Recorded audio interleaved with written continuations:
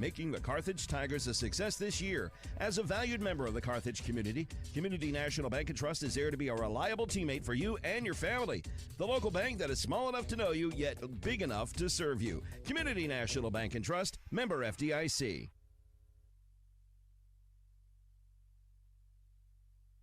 Tigers will be going left to right to start the game. Take a look at some of the other games tonight in the conference.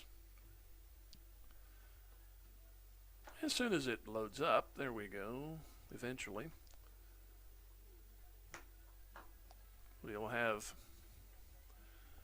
Jet Dalton and Tate Nichols back to receive. Lebanon is at Neosho tonight. That's going to be kind of a measuring stick. Kickapoo is at Webb City. Waynesville and Willard, they'll both look for a win tonight. Nixa and Joplin, that could be a nice contest. Then Ozark and Republic. Republic is actually state ranked. They're right behind Carthage in the Class 5. We'll kind of get to those during the halftime. Right now, Carthage comes in. They are number 3 in Class 5, and then Republic is number 5. In between is Webb City, so the conference in the 3, 4, 5 spot in the state rankings. Liam Wormington will be kicking off. Be Nichols to the near side and Dalton to the far side. We're going back to our normal feed, so we will get a picture here, if not already. Here is the approach. And it's going to go to Dalton in the end zone, so Carthage will start at the 20.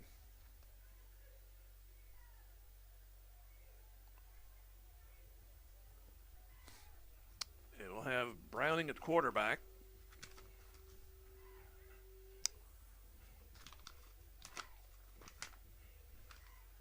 Front line of Byron Reales, Cooper Charleston, M.J. Martzoff, Jeriah Bayless, Ethan Roach. West and Lawson are the setbacks. Landon Bland, the tight end. Carson Kinder and Malachi Douglas, 2 of the receivers. You'll see other guys in there.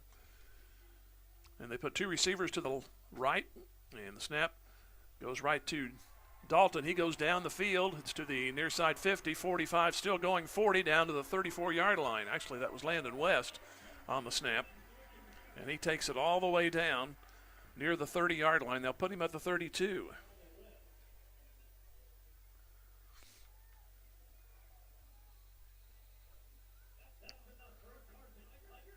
So it'll be first down at the Glendale 32. 47 yards on the opening run.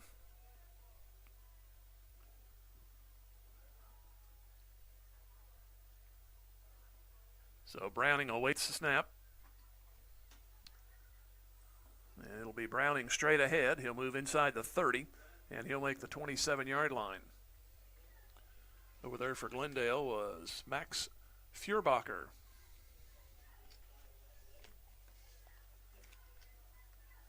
Glendale defense has Bentley Nyer, Maui Fallow, Jackson McVeigh, Liam Worthington, Scout Rollins, Derek Washington, and Nazir Johnson. Be second down and 5 yards to go. And a handoff and breaking tackles on his way is West inside the 20. He'll get a first down, and he's at the 17-yard line.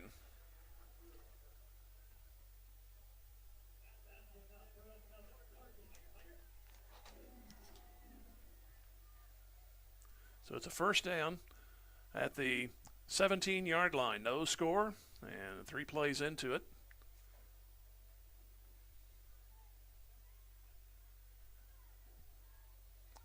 About a minute and a half gone. 10-20 left to go here in the first quarter. Put 2 receivers out on the right side. Browning gets a low snap. He'll keep it. Keeping himself. Now breaks a tackle 10, turns left, goes to the 11. And a late flag coming in. That's too bad because the play would have been positive yards for about 6. And Browning was well away from the play, but somebody didn't let go. And Carthage most likely will be called for a hold, and they are. So that's going to stunt this drive here in the opening quarter. About 2 minutes gone in it. So the ball will go back to the 23. Ball will be toward the middle of the field, just to the left of the center.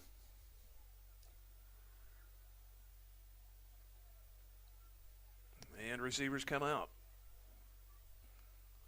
Slot left, another receiver left. Now he jumps and goes to the right side. That's Carlton. Here comes another man in motion, and they go with the sweep to Jackson. Tries to get a block, turns the corner 15, goes to the 10 near side, and he's going to be knocked out of bounds at the 8. So he's going to get everything back but a yard. So a nice play there by Jackson. And it's going to be second down and a yard to go. So they made up for the penalty.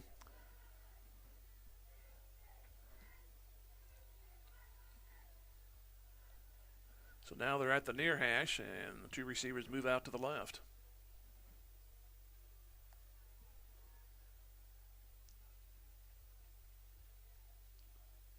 And Browning will keep, zigzags left, back right, and moves to the 7. He's piled up there. That should be enough for a first down. He had to go 7.5. It's going to be close. No indication so far. Now it's a first down. So 5 plays and a first and goal for Carthage at the 7, just outside the 7. Jackson goes out wide right. It looks like the snap's going to go to Landon West, and he'll follow his blockers to the 5, to the near corner. Touchdown.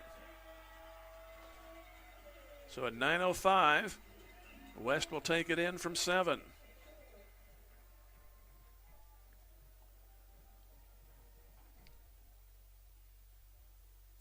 So that'll make it 80 yards on the drive. And it'll be Douglas to try to go 14 of 14 in extra points. Took almost 3 minutes off, 2:55 on the drive.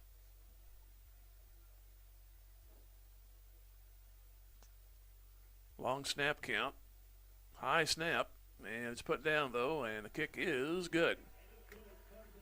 So 1 possession, 1 score, and it's 7-0 Carthage. We'll take a 30-second break and come back.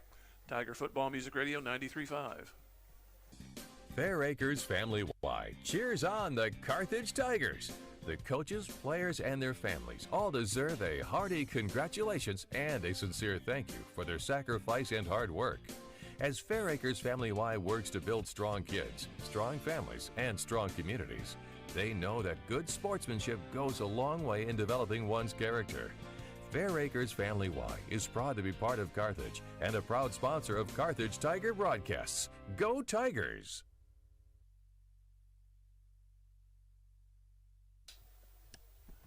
And if you're listening and want to watch on YouTube, it says we're up and going, so a little late, folks, but we're going, and hopefully you saw the touchdown by West, 7 yards out, 80 yards in 6 plays.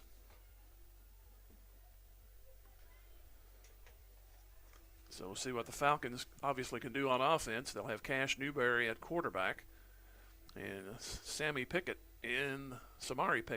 back in the backfield. And Glendale has seen some footage. They had 8 guys crowded around the 50-yard line. Now they spread out. They saw that opening kick when they fooled Waynesville with an onside kick to start the game. Here's the approach. And Douglas, a little well-centered this time, and a strong kick will hit the end zone uncontested.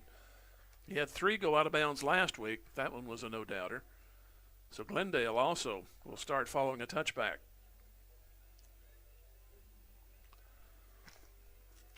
Mentioned Cash Newberry at quarterback.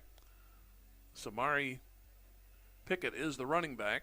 They have 4 receivers. They're going to throw a lot, from what I hear. Joel Rover, Trevor Hema on one side, Camden Bellamy, and Jakin Seats on the other.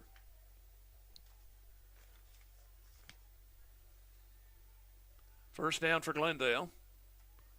And they want to throw out to the right side. It's caught for a first down 30, far side, and knocked out of bounds at the 33-yard line. It was Trevor Heeman. So a nice gain to start things at 14 yards. Landon Bland at the defensive end. Braden Odell, Steve Sirius, Brady Guerin, the defensive line. Joshua Hill, Jed Dalton, Jordan Bruner at the linebackers. Brody Jackson, Carson Womack, along with Noah Norberry and Tate Nichols. Here's a busted play, and the Tigers are going to be all over him. Leading the charge, Jordan Bruner. It's going to be all the way back to the 20-yard line.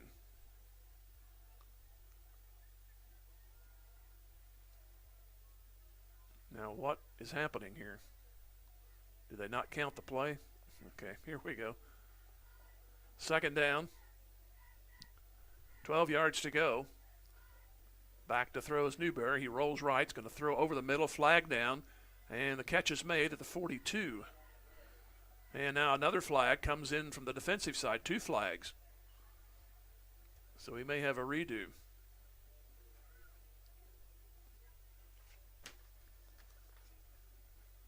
Referee tonight is Johnny Lewis. So we may have offsetting penalties because one was in the backfield. We have holding on Glendale.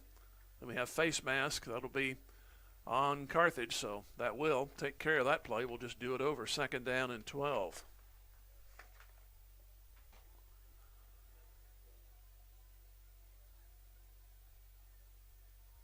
Now they're trying to find. It's the big stick across the way there, fellas. They started to mark it further back. I mean, those things were even in the black and white days. I remember that. Second down and 12. Newberry to look, throws, and it's going to be caught over the middle at the 40. And down to the 41, then back to the 40. They're going to call him at the 41 because that's where progress was stopped. Catch was made by Seats.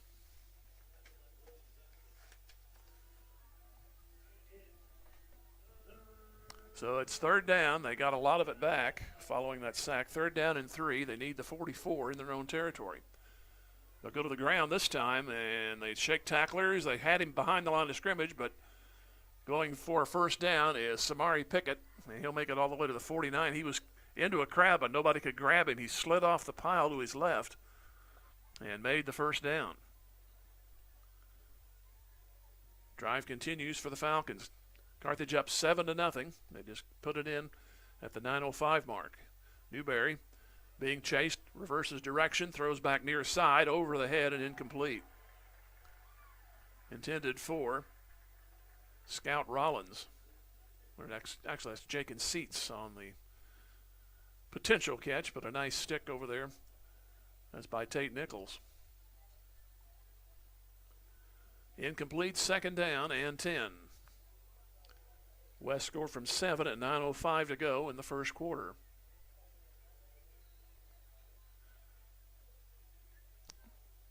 Now the linesman calls for a stoppage in play. Apparently his uniform problem. As Malik Frederick is coming off. That or any number of things. So I always said don't speculate, and here you go doing it. Maui Fallow plays on defense. He'll be taking over. Man in motion. Newberry back. Throws out to the right side. Ball overthrown and could have been intercepted, but not quite. Running toward it was Malachi Douglas, and he was about 2 steps behind. So it's third down and 10 for Glendale, and they are at the 49-yard line.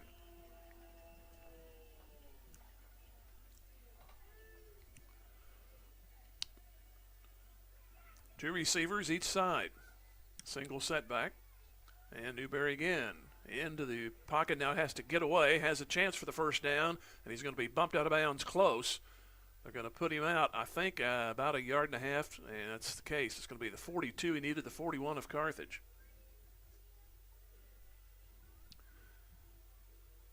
Decisions for Glendale.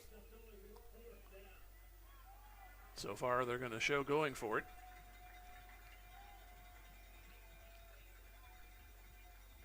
Newberry will bark and bark again, maybe. Still plenty of time on the play clock. He looks back toward the sidelines. And they will run the play. And here is the call. It's going to be close. The ball may have popped out. Carthage is signaling a recovery. The coaches were signaling. Now the players are following suit. Still no indication, but referee eyes it. Apparently possession was retained, but they will measure. He was hit at the line, and then he surged forward, and then you could see 3 or 4 bodies from Carthage go jumping around, and they'll bring the sticks out. He may have gotten it. It looks like if it's on the nose of the 41, he should have it.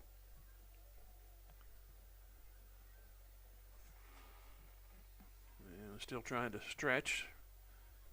And he just got it. So it's a first down.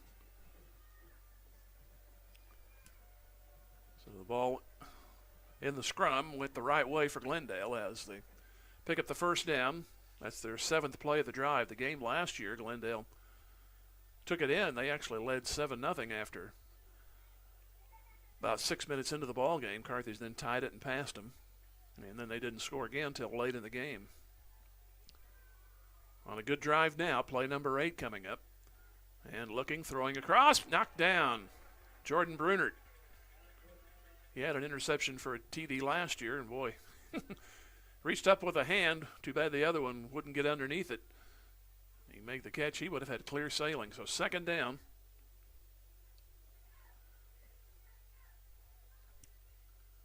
$10 yards to go with 6:40 left to go. And Newberry rolling. He goes over the middle of the field. Another overthrow.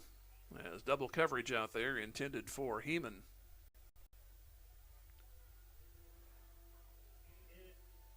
Third down and 10. And you're kind of in purgatory right here for Glendale. They're at the Carthage 41. If they don't get some advancement, there will be another decision to make. And here's Newberry again. He looks, he throws out to Heeman. He gets a block, 45-30 and 35-30, still going across the 30, and he'll make a first down out of it. And it's going to be to the 22-yard line. So far, the Tiger defense has made some great plays, but 3rd and 4ths, they are allowing the drive to continue.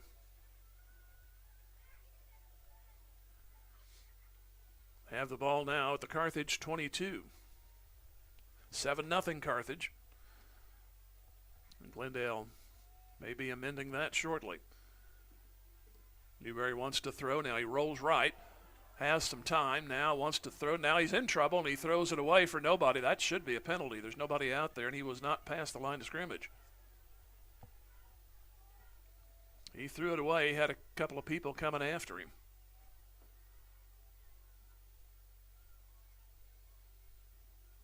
But the nearest receiver was in the end zone, and the ball only went to about the 18. But no call. It'll be 2nd down and 10 from the 23. Ball from the near hash. 2 receivers out wide right and 2 to the near. Newberry looks right.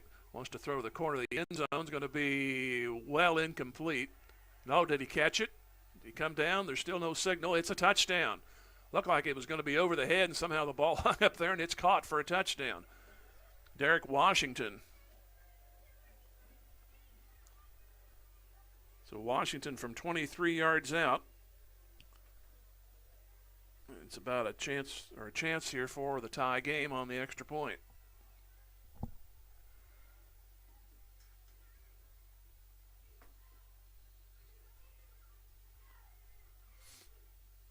So Glendale goes 10 plays and 80 yards, ties it right back up. It's Trevor Heeman to add the extra point. Here comes the rush. It is up, and it is good. So we have a tie game, 1 possession each, 7-7.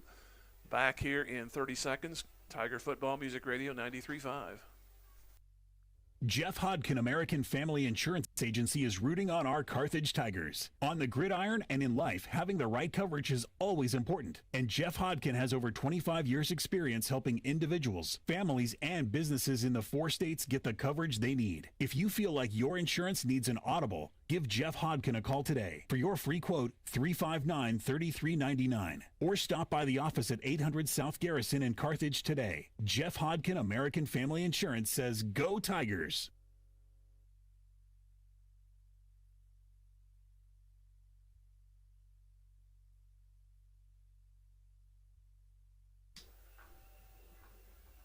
80 yards in 10 plays, and Glendale ties it up.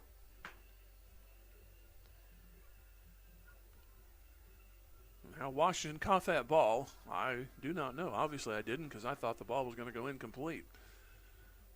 As the play was progressing, I was thinking Nichols needs to turn around because they could call interference there, but somehow Washington ran underneath it. And now we had a roughing the kicker penalty, and then, of course, the officials started to mark it the wrong way. So Glendale's going to kick from the Carthage 45. So you got to watch out here. Because I would say they're going to try to onside.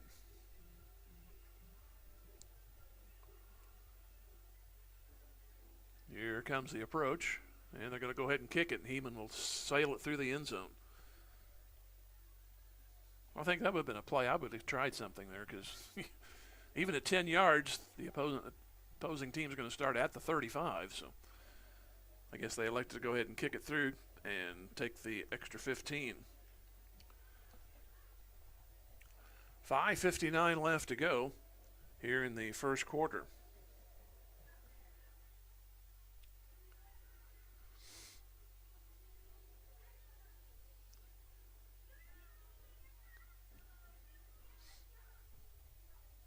Tigers down to 10 seconds on the play clock, just now break the huddle. And Browning awaits the snap. Or no, that's West, and he'll go reversing direction to the right, back left, and go to the 25-yard line.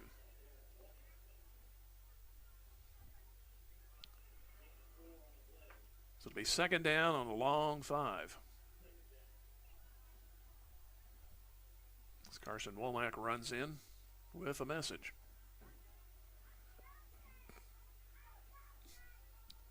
He goes out in the slot left. Joining him out a little further is Jack Carlton. Man comes in motion. They fake it and they give it to West, and he moves close to a first down. He's up near the 29-yard line. Now here comes a flag just after the play was over, pretty much. It was one of the field judges who made the throw on the flag. And we have personal foul on Glendale, so that'll obviously be a first down. Couldn't see. I was watching the ball carrier and the tacklers, so must have happened away from the play because it was the field judge who tossed the flag, and it was just as the play was ending. So that moves the ball to the 44. So a nice break for Carthage. After their second play of their second possession, they scored at 9:05, but then Glendale came back with their own score. First down at the 44, 3 receivers to the left. Now everybody shifts back. And here comes, tried to time the snap. Browning's going to go through the vacated spot, or are they going to call a offside on Glendale? Could be a false start, too. The linebacker was coming through, and he might have gotten across before the snap. And, of course, they don't see that, but they see a false start. So it'll be 1st and 15 back to the 39.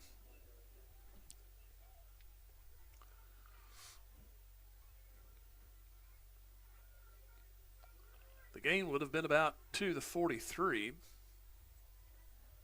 So they'll make it now 1st and 15 with 4:40 to go here in the first quarter. 7-7 game. And receivers left and right. And here's another whistle.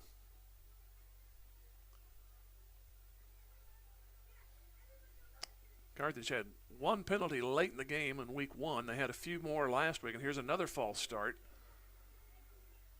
So they're pretty much getting their penalty yardage wiped away. So now they've only netted 5 since that run where the personal foul was called at the end.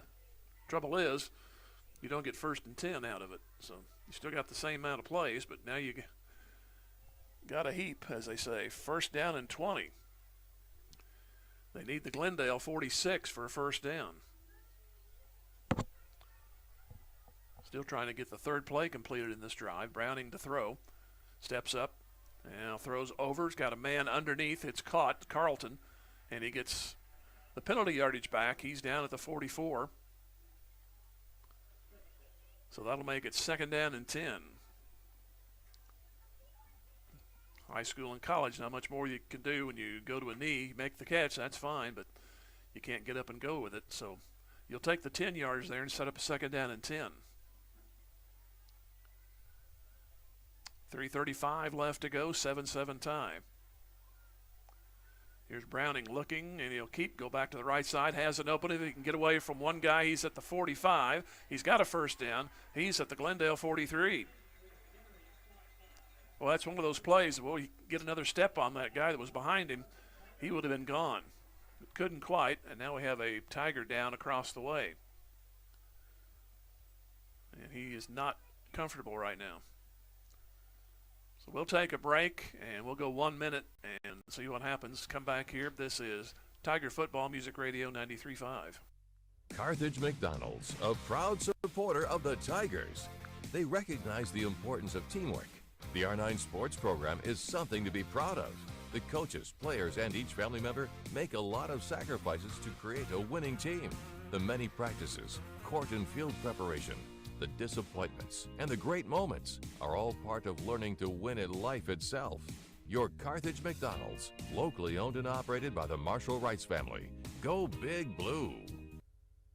Is your office ready to be a workplace of the future? Does that mean whizzing around on hoverboards and robots answering phones? Maybe, but we'd suggest trying more useful technology first. Pierce & Kelly can set you up with tech that lets your whole team work from anywhere, collaborate on devices, and always have the information they need to do their job. Keeping up with technology can be stressful. We're here to simplify it for you. Whether your office has an internal IT team or not, we have options to fit your needs. Find us at pearsonkelly.com and let us make technology simple for you.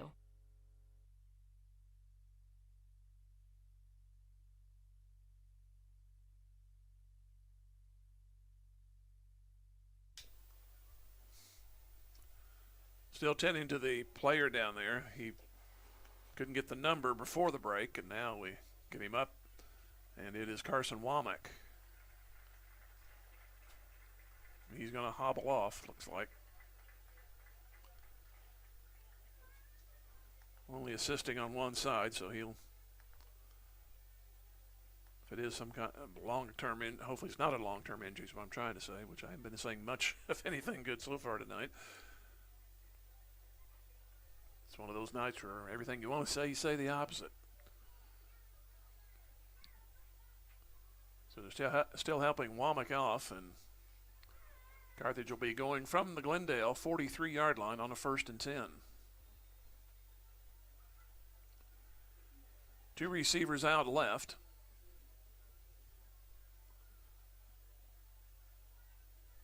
Now, Braden Odell comes to the right side. Pitch play goes to West. He's across the 40, and he'll get 8. He's to the 35. Scout Rollins, one of the guys there for Glendale, along with Liam Worthington.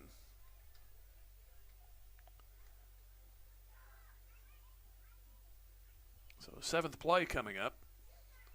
Took a while to get that 3rd play underway. Back-to-back false starts. They overcame it, a 10-yard pass, got the penalty yardage back, and then subsequent run for a 1st down by Browning. 2nd down and 2 at the Glendale 35. And Browning, he fakes, he wants to throw, he's got a man wide open out there, it's going to be caught, touchdown. Tate Nichols, nobody saw him. 2:21 left to go.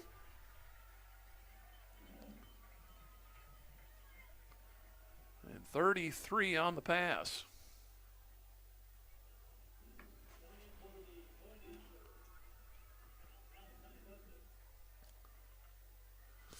So Douglas will try to get him back to a 7-point advantage.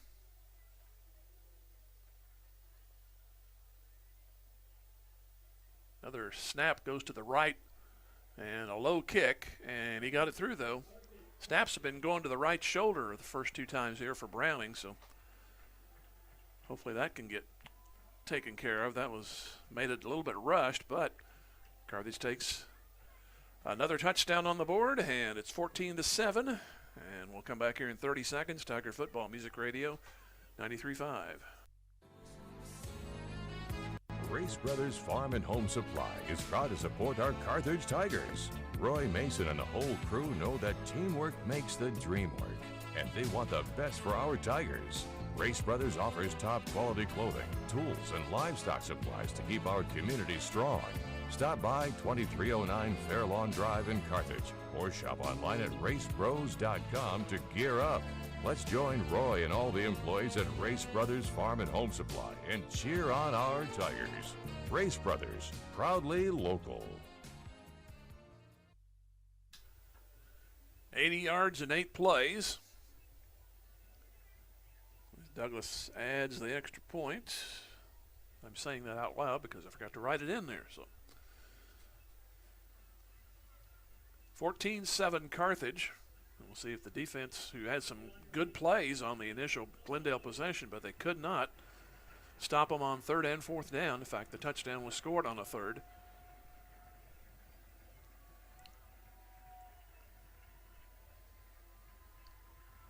And Douglas will be kicking. It's on the way, a low end over end, and it's going to be taken at the 1 by Bellamy. Goes far side 20 and wrapped up there. A lot of flailing away down there, but tackle made by Carson Kinder.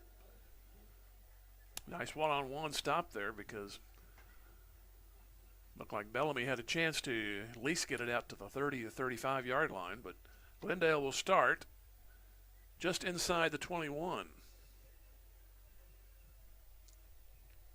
2:16 to go here in the first quarter.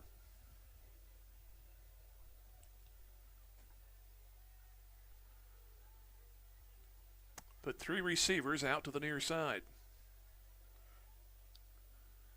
Newberry steps up. He wants to run. He's popped and knocked back to the 17-yard line. He thought he could sneak through. The Tigers were there to meet him. One of those guys was Steve Sirius. It's kind of like he said, I'm going to sneak through, and the guys hadn't gotten far enough back, and they were right there to meet him. It was only a 2 or 3 yard start on the defensive side. Here's a play on the ground that's going to get a lot of it back, and they say the play's still going or not. There's a play that went to the 25, and he thought he had not gone down. It was Cameron Major on the carry, and they do blow him down at the 25. But it's 3rd down. They need the 31, so 3rd and 6.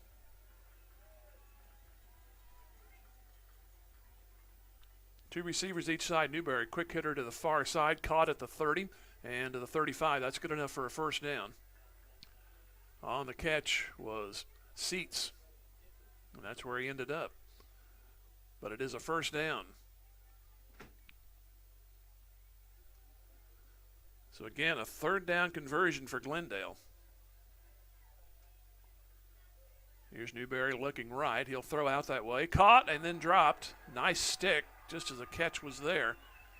Nice pop by Jet Dalton. So it'll be 2nd and 10 from the 34.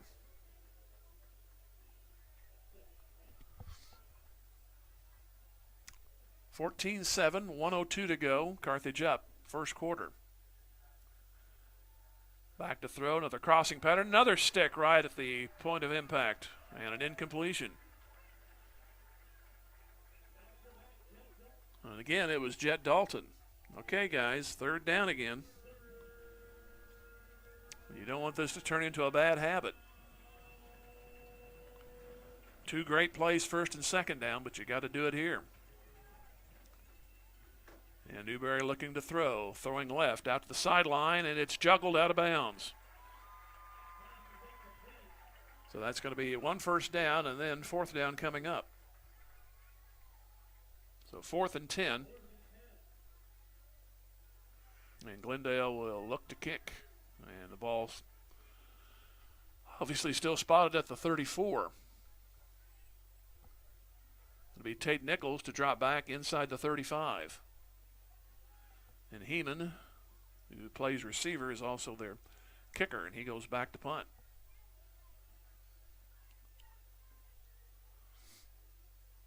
High snap, and he'll run to his right. Line drive kick, taking Nichols 33, far side 40, and to the 46-yard line. Good tackle out there by Scout Rollins, but good starting point for Carthage. They will have the ball at their own 46.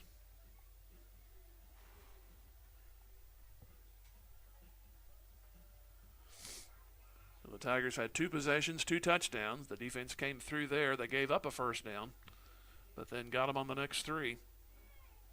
So now you got to lengthen that lead.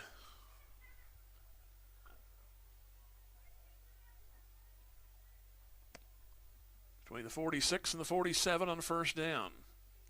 Douglas in motion. And they'll give it off to West. He breaks a tackle midfield, and he'll get 8. He's to the 45. Stopping there was Maddox Denning for Glendale. So it'll be 2nd down and 2. We come down to the final moments of the first quarter. And the play clock and the time clock are just about the same. It's a little bit under on the game clock. Carthage will get one more play in heading south. Here's the play going through the middle west to the 40, and he's down to the 39-yard line. So that'll be enough for a first down. So they'll stop to move the sticks and then most likely extinguish the final 4 seconds. Had a moth infestation in the press box next door, and see guys at the corner of my eye being slapping, flailing away, trying to kill them. There was an additional penalty. I didn't see that. I was watching the moth swatting. This is going to be a major penalty. See if the referee comes back and signals, but looks to be a personal foul. It's going to be all the way to the 24-yard line. And that's after 1 quarter. We have finished, so we'll mark it off to the south and head back north. After 1, Carthage 14 and Glendale 7. Back in 1 minute. Tiger Football Music Radio 93.5. Your local shelter insurance agent, Stephen McKay, is proud to be part of the Carthage community and knows that planning for the future makes all the difference in a person's life. The personal values of hard work, truth, and honesty will help our young students become good citizens and the leaders of tomorrow. Stephen McKay of Shelter Insurance can help you get the right coverage for your family, home, vehicles, and more. Offices just east of Central and Garrison in Carthage. He's a proud sponsor of this Carthage Tiger broadcast and says, "Go Tigers!" The law firm of Webster & Carlton knows that it takes more than athletes to make a great team. From the coaches and teachers to parents and extended family, it takes the entire community to support our student athletes and make the Carthage Tigers a success. Webster & Carlton is a proud sponsor of this Carthage Tigers sports broadcast, and they salute everyone who are cheering for our Tigers. The law firm of Webster & Carlton, offices in Joplin, 417-781-5690. Go Tigers and go Big Blue! Here at Hafner Stadium in the second quarter, Jim Taylor with you here, 14-7 in favor of Carthage. 2 receivers on the left side, 1 to the right. Now we have tight end going off to the left side. That is Lawson. Give it off to West, and he'll move for a few yards. And he'll go down at the 23. Carthage scored at 9:05 of the first and 2:21 of the first. West a 7-yard run, Nichols a 33-yard pass. Washington scored for Glendale a 23-yard reception. That was on their first possession. They just surrendered the ball back to Carthage after a first down and then 3 incompletions. 2nd down and 8. Jackson in motion. Give it off to West. Turns to the right, diagonals to the 15 and down to the 13. That's enough for a first down, and here's another flag. We're getting a little bit out of control. 2 of the Carthage linemen got tangled up with the Glendale guys. Personal foul, another one on Glendale, so this will be half the distance.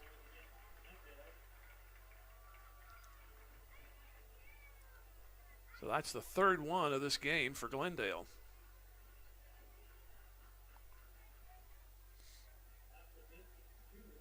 Byron Reales and Cooper Charleston were standing there, and all of a sudden they both put both arms out and started pointing. And I don't know if that was enough to sell it. It was probably already a foregone conclusion, but that's going to set up a 1st and goal at the 7.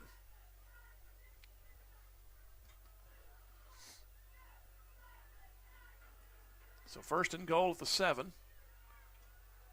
Browning will keep it, and he'll move inside the 5, and he'll go to the 2.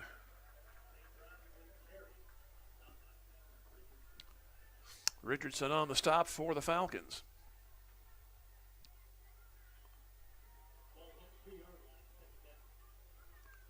$10:35 left to go in the first half. Carthage trying to go up 2 scores. Glendale won the toss, so very important you don't let them score the rest of this half because they will have the ball to start 3rd quarter. Got to get this one in, though.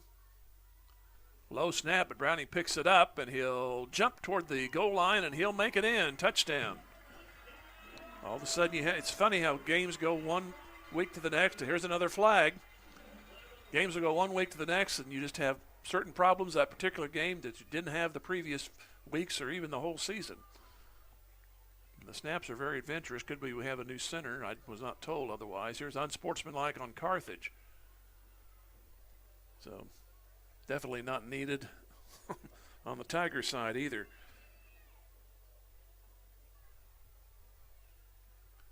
When Browning scores from 3 yards.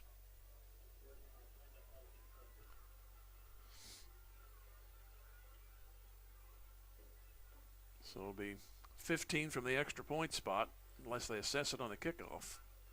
Still no movement. I think they're waiting for a decision. Now they're going to mark it off.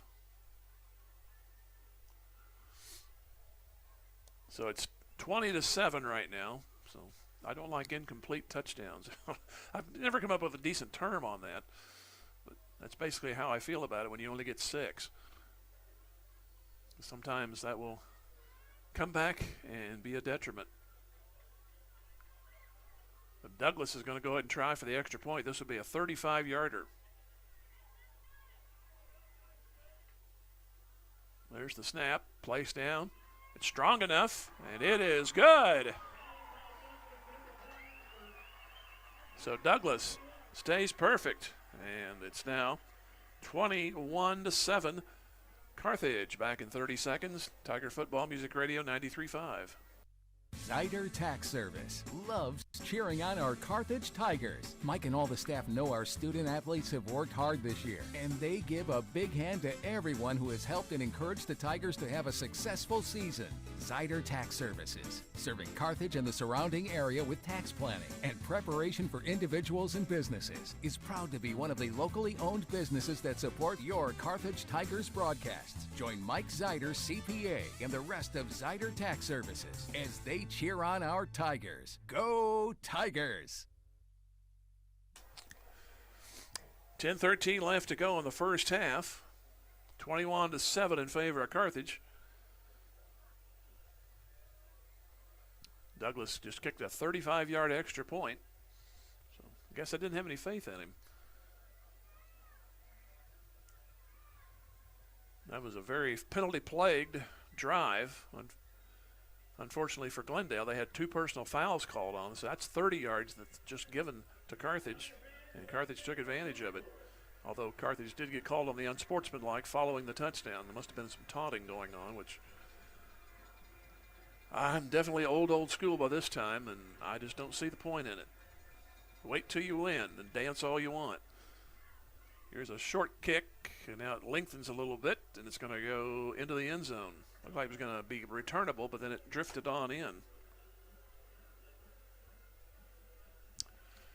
So Glendale, with their third possession, will start at the 20-yard line. I just don't see the point, especially in the first half, doing all the gyrations and jumps on regular plays. And it's like you're going to eat that most likely at the end of the game. You're going to go back to pretty foolish there, and because we ended up losing. So it's kind of like save up your rooting for late in the game. Two receivers on each side. And the handoff, and here's a breakaway to the 30, 35, and to the far sideline to the 40-yard line goes Cameron Major. They're looking for the pass, Carthage was, and they went to the ground. A good fake by Newberry, because Carthage kind of went for the guy going right. They go on the ground again, and to the 50, and Newberry keeps it. He's to the Carthage 49. He gets 9 on that one. Now they may lull you into sleep here and then throw it again. Second down and about a yard. Again, and this time it's not going to work. It's going to be third and long, as Mr. Sirius is just that, as he grabs the ball carrier and knocks him down. Major will lose back to the 46. So that makes it third down and 6.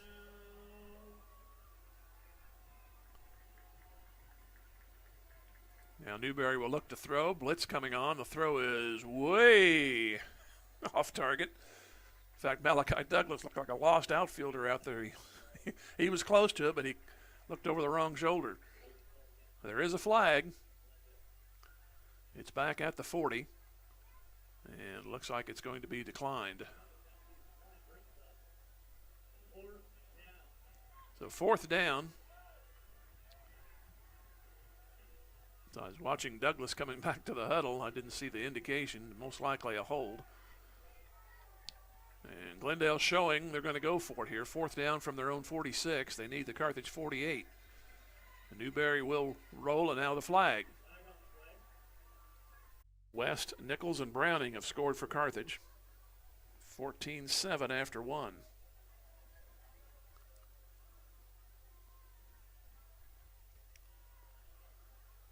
Going out wide right is Tate Nichols.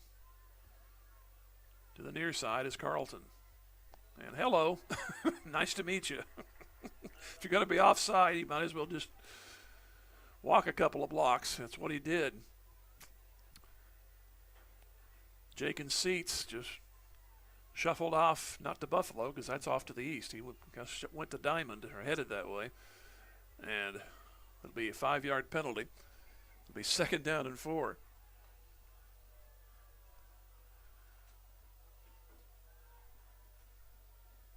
I should have used my old Taco Bell line I used a long time ago. Of course, it is south of here, so he made the run for the border. Got called on it. Second down and 4. Handoff goes off to West, and he moves to the 25. And he's down to the 22-yard line. That should be good enough for a first down. And that's play number 5, which started back at the 10-yard line. Carthage looking to add to a 21-7 lead. We're at 6:20 to go in the first half.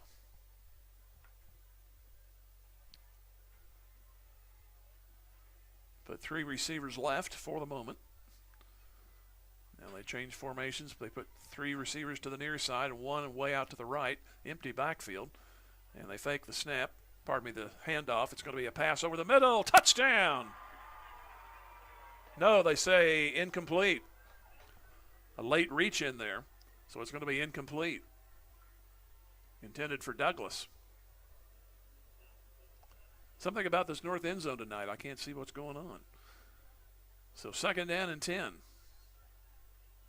So I've made people mad at me twice already, if not more.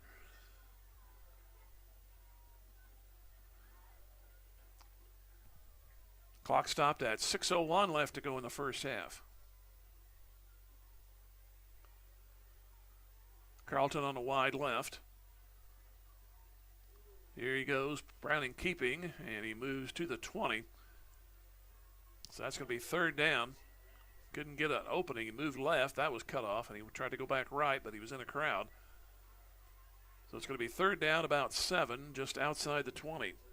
Eighth play coming up. Started at the 10-yard line. You'd like to do something here, but pretty much you're going to figure 2 plays here to get the first down, which is accomplished at the 13-yard line. Receiver out right, 2 left. Now we have a wing left, which is Lawson.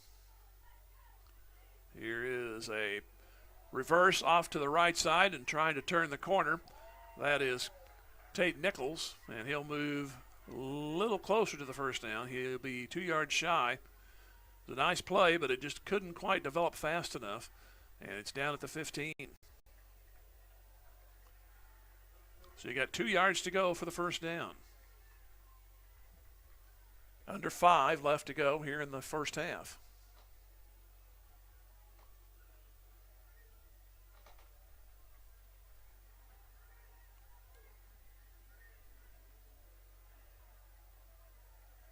Browning awaits the snap. He will take it and keep it. He's going to be in trouble. He breaks a tackle. Now, will not make the first down. He's knocked down at the 15.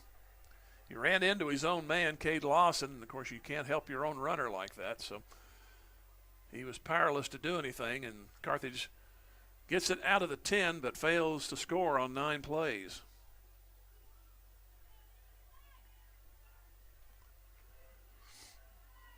So Glendale will take over at their 15. So pivotal spot here, 4:28 to go.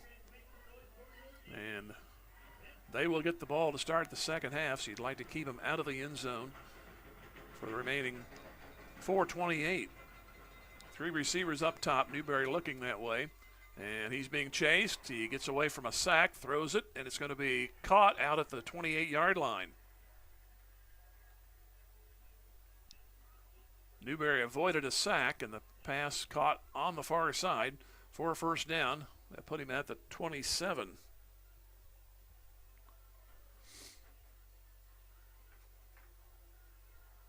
Glendale, for the most part, has gone without a huddle, but they will look over and get the plays called.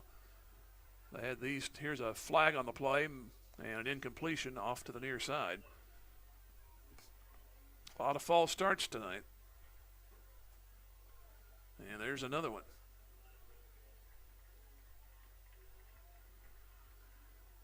First down and 15. Carthage leads 21-7. They looked like they were going to salvage a drive from bad field position. They got it to the 23 of Glendale, starting at their own 10. But incompletion, then a couple of runs, and then the last fourth down run did not net anything. Here's Newberry throwing on a crossing pattern. Nice block, and a man open. That's Heeman across the 35. He'll get a first down. It'll be at the 41-yard line. It's a new set of downs for Glendale. Well, there's a block. I didn't see the number, but a perfect time. Otherwise, that play probably would have only went for about 3 or 4 yards. So first down and 10 for Glendale. They trail 21-7, right at the 40-yard line.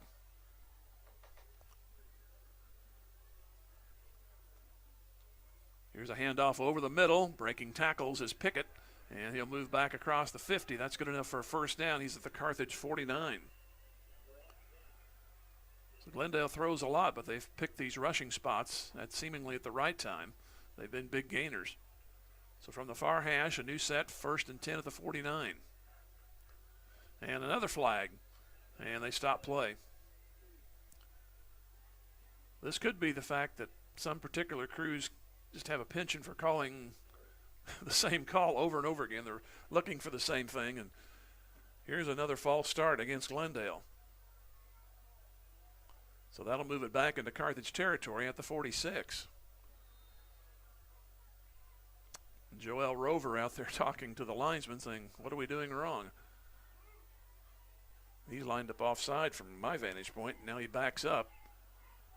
Here's another running play, and it goes across to the 49-yard line, still in Carthage territory. So it'll be about a gain of 4. It'll be second down and 11.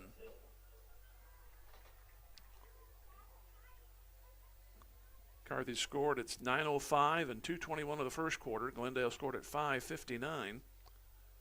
Carthage only scored thus far in the second. Here's Newberry throwing across. The ball is incomplete. Joel Rover is the intended man. It deflected. Trouble was the Carthage defenders, there was 2 within the general vicinity, and a little too tight. One of those guys, if they were backed away another couple of yards, that might have went in their hands. So third down, another third down try here for Glendale. They've been pretty successful thus far. Third down from the 48. Here comes the blitz. Newberry throws across, and it's incomplete. Tried to get that out to Camden Bellamy. So fourth down coming up for the Falcons. The clock stopped at 2:42. Neither team has used a timeout. And now Glendale is going to show they are going to punt.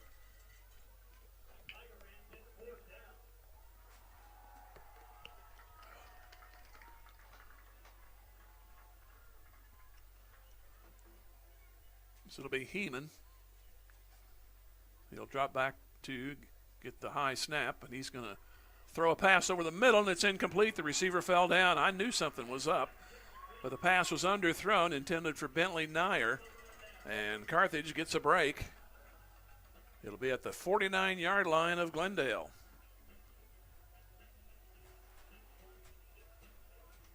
He had a man open, but Nyer, he fumbled his feet, I guess. I'm going to say it that way, and he couldn't come up with it.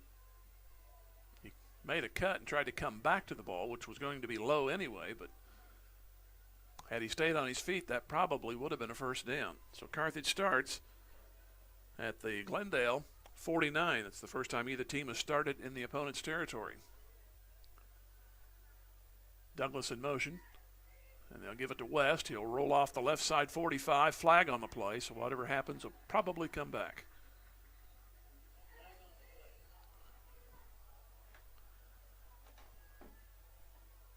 And it's going to be holding on Carthage. So both teams have had too many penalties.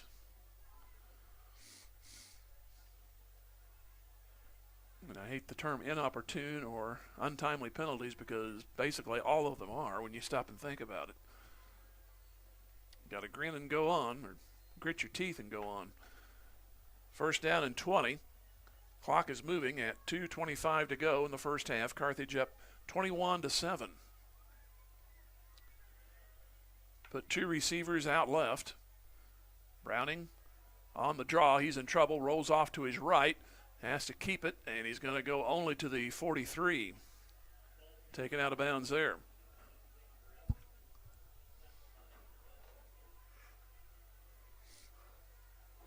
So it'll be second down and 18.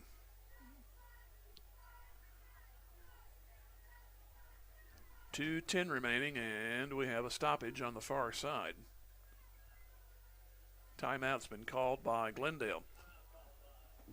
2:10 left to go first half. 21-7 Carthage. Back here in 1 minute. Tiger Football Music Radio 93.5. Looking for a high-quality, late-model car, truck, or SUV? At Premier Auto Sales and Service, we've got you covered. Family-owned and operated for 26 years, we're proud to support our Carthage Tigers. Located at 730 West Fairview in Carthage, we offer late-model, like-new used cars you can trust. Whether you're looking for your next vehicle or need top-notch service, visit us today. Don't forget to check out our Facebook page for the latest deals. Premier Auto Sales and Service, where quality meets hometown pride. Go Big Blue!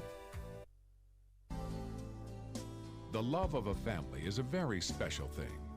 From the time we are children, it's our family that teaches us how to walk and how to talk, that gives us a sense of belonging. The wisdom of our grandparents is passed down through our parents and then on to future generations through our children. The love of a family never grows old. It just grows. A love that lasts forever. The Nell Mortuary in Carthage, locally owned since 1882.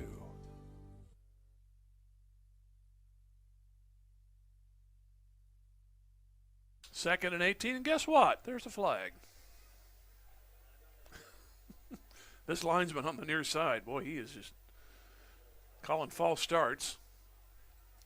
And that's a fact. So Carthage penalized 5 more, back to the 37. There are other pages in the rule book. I don't know if he realizes that.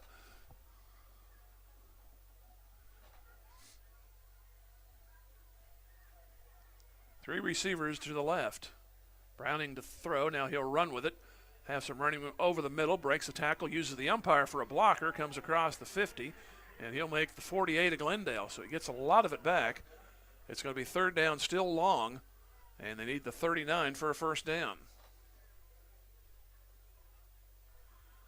No huddle. 1:50 to go. Third down, a little bit less than 8. 3 receivers left. Browning looking that way. Stepping up, throwing, and it's going to be a comebacker and a catch for a first down by Carlton. At the Glendale 36. Nice play. Carlton noticed some wide open spaces near the hash, and he cut back over to his right. And a nice throw by Browning. 3 receivers up top, 1 to the bottom. Again, Browning looking to throw, throws it out toward the far hash. It's caught. Tate Nichols. And he goes inside the 30, just inside the 30. And he'll pick up 7. Hurry up offense. Handoff goes to West, goes past his own man to the 25, still breaking tackles to the 20 and down to the 15. A Tiger first down at 1:04 left to go here in the first half.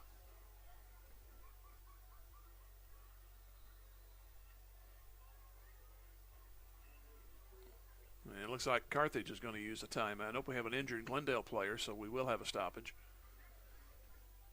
West scored from 7 yards out at 9:05 to go in the first quarter. Made it 7-0, 5:59. Glendale came back, made it 7-7. At 2:21, Nichols, a 33-yard reception, made it 14-7 Carthage. And the only score to this point in the second quarter at 10:13, Browning scored from 3 yards out, and they lead it by a score of 21-7 and have a first down at the 15-yard line with 61 seconds remaining in the first half. Big matchup next week. Carthage will head off to Nixa. Nixa's playing Joplin tonight. And we'll go through the scores at halftime. They're still tending to the Glendale player, so let's go ahead and take a 30-second and then come back. You're listening to Tiger Football, Music Radio 93.5. Just like a great coach, State Farm agent Jerry Poston at 1601 South Garrison in Carthage can help you develop a game plan for your insurance needs. Whether it's car, home, life, health, or business insurance, Agent Jerry Poston can dig into the playbook and help you find the affordable coverage you need. When your life and goals change, Agent Jerry Poston will be there to help you adjust your insurance game plan with a free family insurance checkup. So, for all of your insurance needs, call on a winner. State Farm agent Jerry Poston at 1601 South Garrison or call 417-358-5052.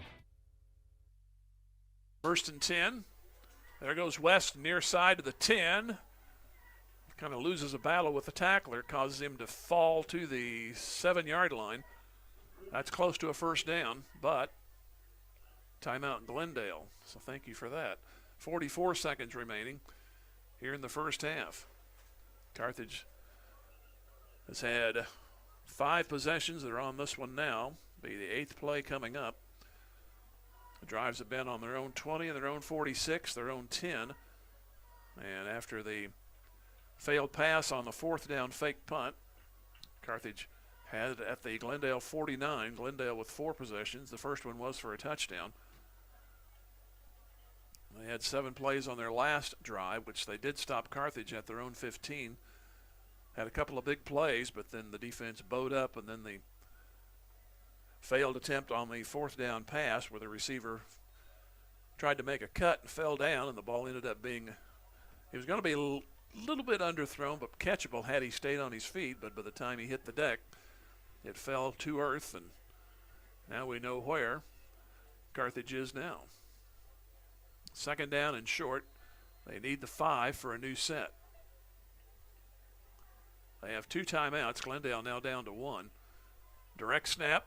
Goes to West to the 5. Near corner. Touchdown. No doubt about that one. At 39 seconds left to go in the half.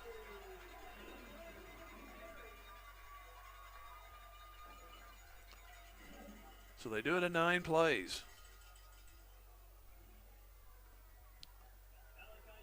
So Douglas will try to make it a 28-7 game.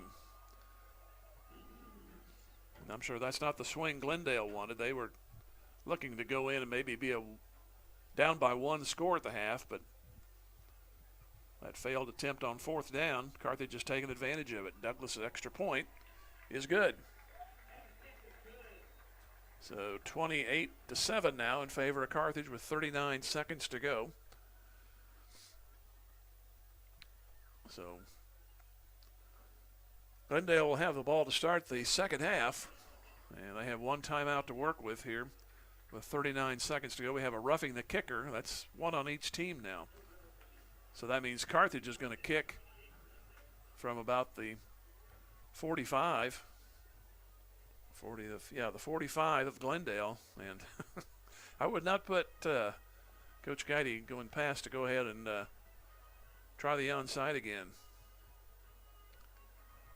As you have 2 timeouts, if you recover, you may only lose about 2 to 3 seconds. This is all speculation, but you just don't want to run the risk of having one of the up men actually field it cleanly and take it back for a touchdown.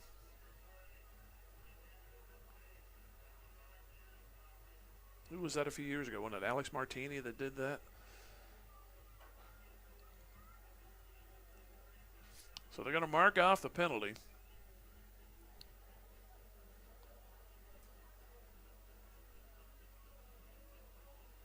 So they will kick from the Glendale 45. Maybe take your chances, maybe not with the obvious onside, maybe a little squib kick, get it past those first 2 rows and chase it down.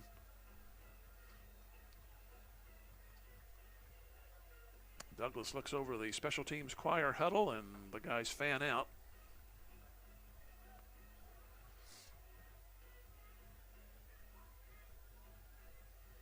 And Douglas will show kick. Here's the approach, and that's the case. And he'll take it easily into the end zone. So Glendale has started around their 20. 20, 21, 20, 15, and now 20. And now we have a Carthage Tiger that's shaken up on the far side.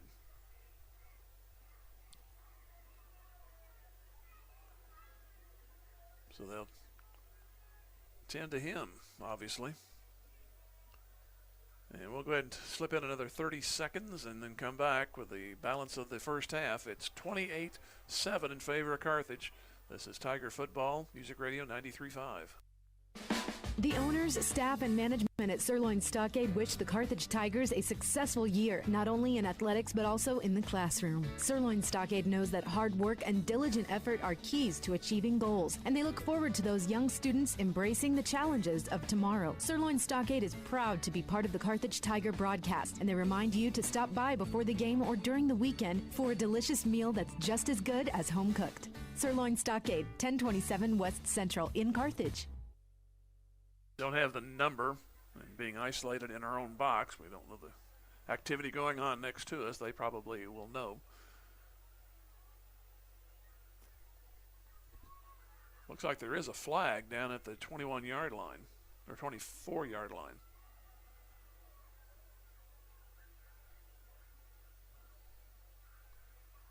It could be also a towel, but From here you can't really tell. And they're still tending to the Tiger player out there. Looks like I see a single number out there. Folks on the video can probably see it, but I cannot. And our monitors have a tape delay, so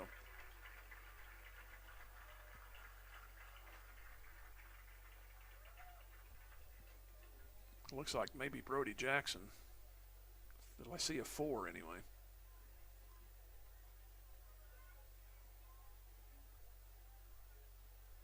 They are helping him off, and it is Jackson.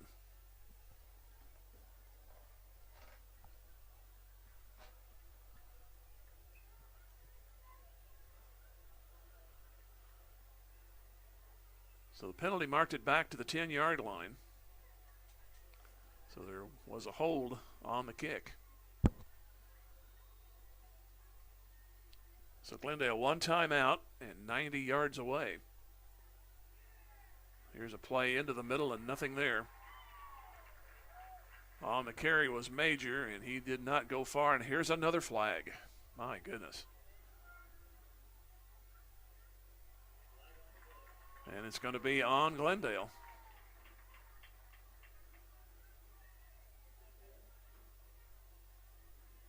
It's only going to be half the distance from where the ball is.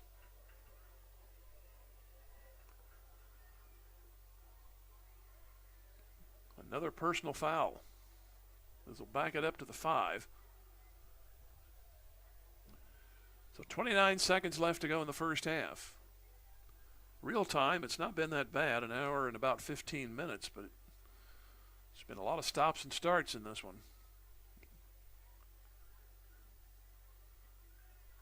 Now Glendale looks off to the sideline to get the play.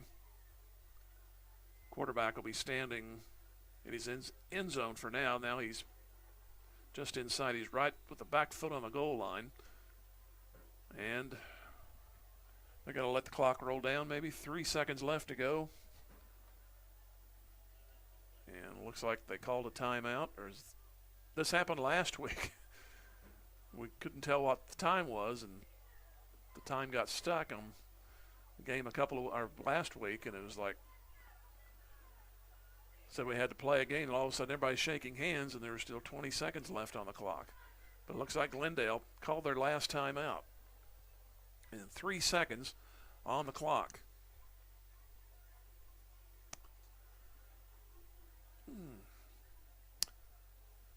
This is like, for me nowadays, you drop a coin trying to pick it up. You just can't get it done. That's kind of the way it is with this first half. You pick it up, drop it again. So now Glendale is back.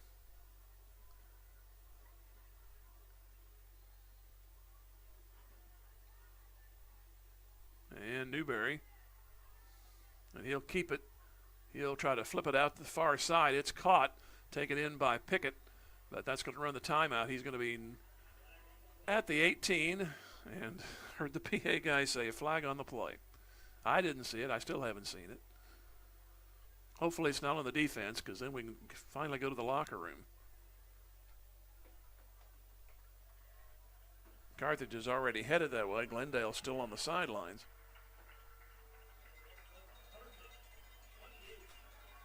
And the penalty is declined, so we will have halftime. I've never celebrated halftime before, but I think I might do a whoop during the break. 28-7, Carthage back here in 3 minutes. Tiger Football Music Radio 93.5. Since 1978, Reeves Tire and Automotive has been servicing the repair, tire, and wheel needs of the 4 states, offering a full line of tire industry top brands at competitive prices and car and truck repair with superior service and experience that can't be beat. Reeves Tire and Automotive is located at 2504 Grand Avenue and open 8 to 5 Monday through Friday and 8 to noon on Saturdays. Get rolling with Reeves and get rolling with the Carthage Tigers. Go Big Blue. Just as an athletic team relies on teamwork to reach its goals, a business depends on its staff to complement each other's strengths and function as a team to achieve its goals. The certified public accounting firm of Schmidt Associates wants to be a member of your team and help you reach your financial goals. Their small business accounting, payroll, and advisory services could help ensure your financial success. Call Schmidt Associates at 358-6090. Schmidt Associates, more than checks and balances. Hi, Drew and Jonathan Scott here. American Family Insurance agents can help protect your future dreams, like turning your home into an oasis. Save up to 23% by bundling home and auto. Life's better when you're under American Family's roof. Insure carefully, dream fearlessly. Visit amfam.com to learn how discounts may apply to you. Products not available in every state. American Family Mutual Insurance Company, SI and its operating companies. 6000 American Parkway, Madison, Wisconsin. Contact Kathleen Carter Agency, LLC at 1921 South Garrison or call 417-358-9715 today. Tiger Sports is all about teamwork, dedication, and a commitment to excellence. Dr. Michael Woody and the team at Peachtree Dental support all of the players and coaches that make Tiger Sports so great. They offer a full range of treatment options that can be personalized to meet your unique needs and expectations, including orthodontics for all ages. Peachtree Dental always welcomes new patients of every age. For a better dental experience, give Peachtree Dental a call at 358-2233. Go Tigers! Hurricane Car Wash is cheering for the Carthage Tigers. Hurricane Car Wash serves Carthage and surrounding towns with all the options a car wash should offer. With 2 types of state-of-the-art automatic washes, you'll be back on the road in no time. Got a big rig? No problem. Our big truck bays can handle it all. And our hand wash bays give you everything you need to get your vehicle sparkling. Hurricane Car Wash has it all, even a pet wash service in our Touch 4 Wash app. Make your ride shine like new. Hurricane Car Wash, where clean meets convenience. HurricaneCarWash.net for locations. Go Big Blue! Assured Partners of Missouri, formerly Beimdeck Insurance, a proud supporter of the Carthage Tigers. Smart coaches build great team members, a solid game plan, and only have the best equipment for their players. Assured Partners of Missouri applies this same philosophy when putting together an insurance program to insure your Carthage Tiger family or business. When scouting for insurance, pick the right agent for your team. Give Assured Partners of Missouri a call at 417-358-4007. Go Big Blue!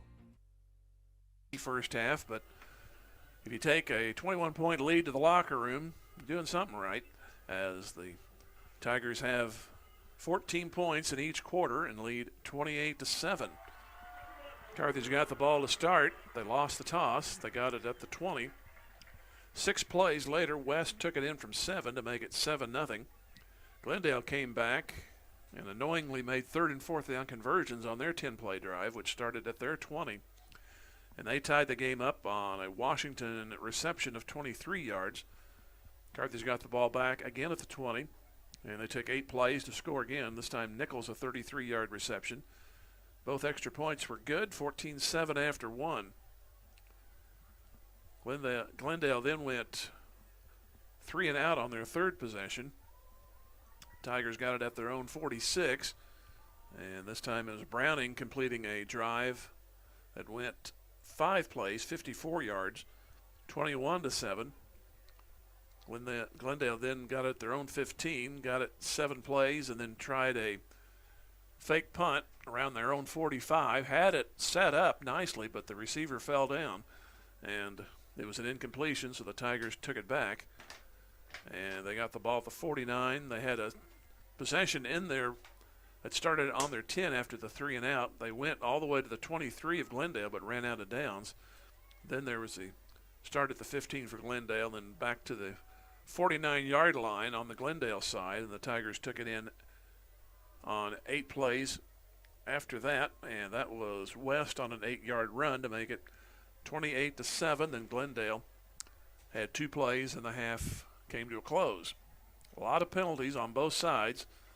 A lot of false starts, and I haven't seen that many in one half for a long time. Hopefully both sides will, maybe it could be just an interpretation. You got to play with certain officials and how they call it and adjust accordingly, or maybe it's a coaching thing that you can take care of without trying to figure out what the officials are looking at, because we have had a multitude of false starts.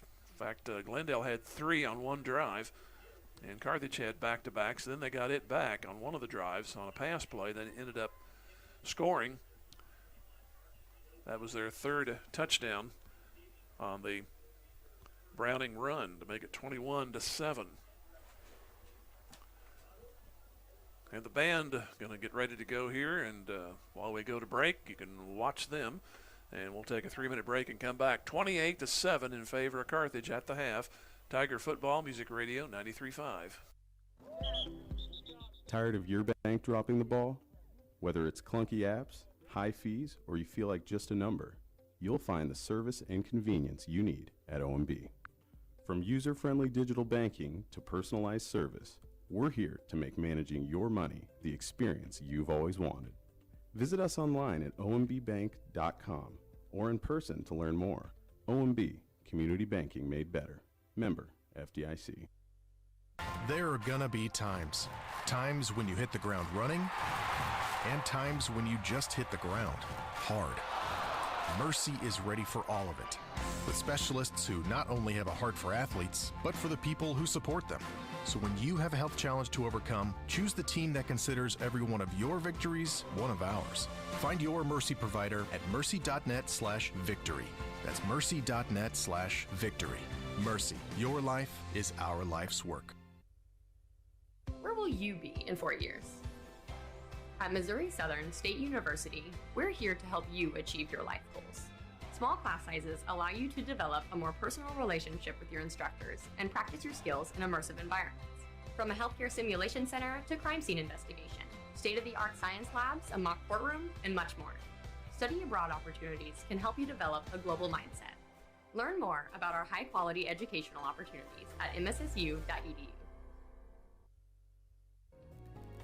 Jaspertronics, just east of the square in Carthage, knows how persistence and determination help people achieve their goals, and they wish our Carthage Tigers all the best. Jaspertronics, locally owned and operated, offers a complete product line of decorative, smart home and office lighting, 3D printers, as well as a growing array of consumer electronics. For more information and to see all the things Jaspertronics offers, go to jaspertronics.com. Rob Gall and staff at Jaspertronics say, "Go Tigers, go!" We are Missouri Farm Bureau Insurance, and we're here for all of life's wins. Like when you get a new car, or new boat, or new driver, or when your son moves out but your mom moves in, or you find out you're expecting again, or when one rental property turns into 2, then 20, or you realize they're all in Tornado Alley. Life is full of life events. Make sure you have the right policy for each of life's wins. I'm Adam Bridges. And I'm Lauren DeBeauty, your Missouri Farm Bureau insurance agent. And we've got you covered through all of life's wins. Go Tigers! Is your office ready to be a workplace of the future? Does that mean whizzing around on hoverboards and robots answering phones? Maybe, but we'd suggest trying more useful technology first. Pearson Kelly can set you up with tech that lets your whole team work from anywhere, collaborate on devices, and always have the information they need to do their job. Keeping up with technology can be stressful. We're here to simplify it for you. Whether your office has an internal IT team or not, we have options to fit your needs. Find us at pearsonkelly.com and let us make technology simple for you. Scores at the half. We have some blowouts going. Webb City 35, Kickapoo 7. That being played in Webb City. Our score 28-7 Carthage. And Willard looks like they're going to get their first win. They lead Waynesville at the half 21-7. Neosho is taking care of Lebanon. I think we may have to take the Wildcats seriously. I haven't seen any film on them, but they've been scoring a lot of points. And Lebanon, who beat Joplin last week, they're up 24, Neosho is, on Lebanon. And Nixa is leading Joplin 14-7. Has not gone to half. Republic shutting out Ozark 21-0. In the Big 8, Cassville 14-7 against East Newton. This looked to be it was a match of state-ranked teams tonight, but right now, number 1 Seneca in Class 3 is leading Nevada. That's at Seneca 27-13. And Lamar, who lost their first game of the year, they're coming back. They lead Tipton. That's up by Sedalia, about 20 miles east of there. And they lead, Lamar does 13-0. And then McDonald County, I don't remember the last time they were state ranked in football. We'll go over that here in just a minute. I believe they're like 7 or 8 in Class 3, and they're crushing Mount Vernon tonight, 34-0. And Monette, in the old Highway 60 rivalry there, they're crushing Aurora 52-16. Branson 21-0 against Bolivar. As we switch conferences, they'll go to the Ozark Mountain. Carl Junction shutting out Marshfield 35-0. And over in the Mid-Lakes, Clever 13-0 over Reed Springs. And see some more if there's any other local teams here in that conference. In the Southwest, Diamond is leading Southeast over from Cherokee, Kansas. Diamond leads 36-6. Marionville, they're number 1 in Class 1. They're leading Skyline 14-6. And Sarcoxy 16, Pierce City 13. Ash Grove also state ranked. They are shutting out Stockton at 20-0. Jasper losing to Lockwood right now 45-6. And Oklahoma, let's see. No real reports on that.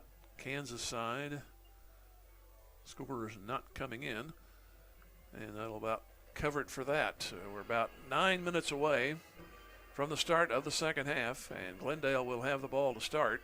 Carthage leads 28-7. We'll take another 3-minute break and come back. Tiger Football Music Radio 93.5. Ott Food Products is excited and proud to support this Carthage Tiger broadcast and all our student athletes. Ott's mission, and more importantly, their passion, is to produce the highest quality dressings and sauces. They stand behind their products and commit themselves to serving their customers with the highest standard of customer service. So from their family to yours, be happy, create memories, and enjoy Ott's at your next family for game day game gathering. Go Tigers! Go Big Blue. Ott's what you oughta, always have a lot of Ott's, you glad you thought of Ott's. The owners, management, and employees of H.E. Williams give a big salute to the students, players, coaches, and families of our Carthage Tigers. H.E. Williams knows that setting goals, honesty, and hard work are what make the Tigers great both in and outside the game. With a long tradition of being a major employer in Carthage, H.E. Williams is proud to call Carthage home and knows the importance of Made in the USA. H.E. Williams is honored to be a part of these Carthage Tiger broadcasts and says, "Go Big Blue." Boomer's Barbecue at 1123 West Central Avenue in Carthage cheers on our Carthage Tigers. From the coaches to the parents and teachers, it takes a lot of effort to help our student athletes and the rest of the student body reach their goals. And Boomer's Barbecue salutes all who make our Tigers great. Boomers is proud to be a sponsor of this broadcast, and they thank you for your business over the years. Once a Tiger, always a Tiger. Carthage alumni Willie Wagner and the entire crew at Boomers Barbecue say, "Go Tigers, go Blue." Did you get us switched over to shelter insurance? Actually, I found a deal online. You did? Does your deal come with award-winning customer service? Oh, I'm not sure. Does the deal include a local agent? Doesn't actually say. Can we create a customized plan that fits our needs? Let's just call the local shelter agent. For insurance that fits just right, find a shelter agent near you. Call Carthage alumnus Matthew Sherrill at 417-624-2220. Go Big Blue. G3 Family Entertainment has cheered on the Carthage Tiger student athletes this season. Grab your family and friends and come experience the fun. G3 Family Entertainment features a 24-lane bowling alley, an exciting indoor playground for kids 2 to 12, a ninja tag arena, miniature golf, and a restaurant. Located behind Lowe's right here in Carthage. For more information, please follow G3 Family Entertainment on Facebook. G3 Family Entertainment is a proud supporter of our Carthage Tiger student athletes, and they can't wait for the fun to start. Just as an athletic team relies on teamwork to reach its goals, a business depends on its staff to complement each other's strengths and function as a team to achieve its goals. The certified public accounting firm of Schmidt Associates wants to be a member of your team and help you reach your financial goals. Their small business accounting, payroll, and advisory services could help ensure your financial success. Call Schmidt Associates at 358-6090. Schmidt Associates, more than checks and balances. In favor of Carthage, timing is everything, so if you hear me huffing and puffing, I'm running down the hall and I'm not supposed to run anymore. Take a look at some more of the Carthage stats before we head off to another break. They came in with a record of 2-0. And we look at the defensive side. We mentioned guys in tackles. Jet Dalton led with 20 coming into this. He had 2 pass breakups, so that runs that total up to 3, as he currently on the scoreboard here has 1. And trying to look at some of the other defensive stats, if there are any, as we try to scroll around here, looking for the abbreviations here and see what we got here.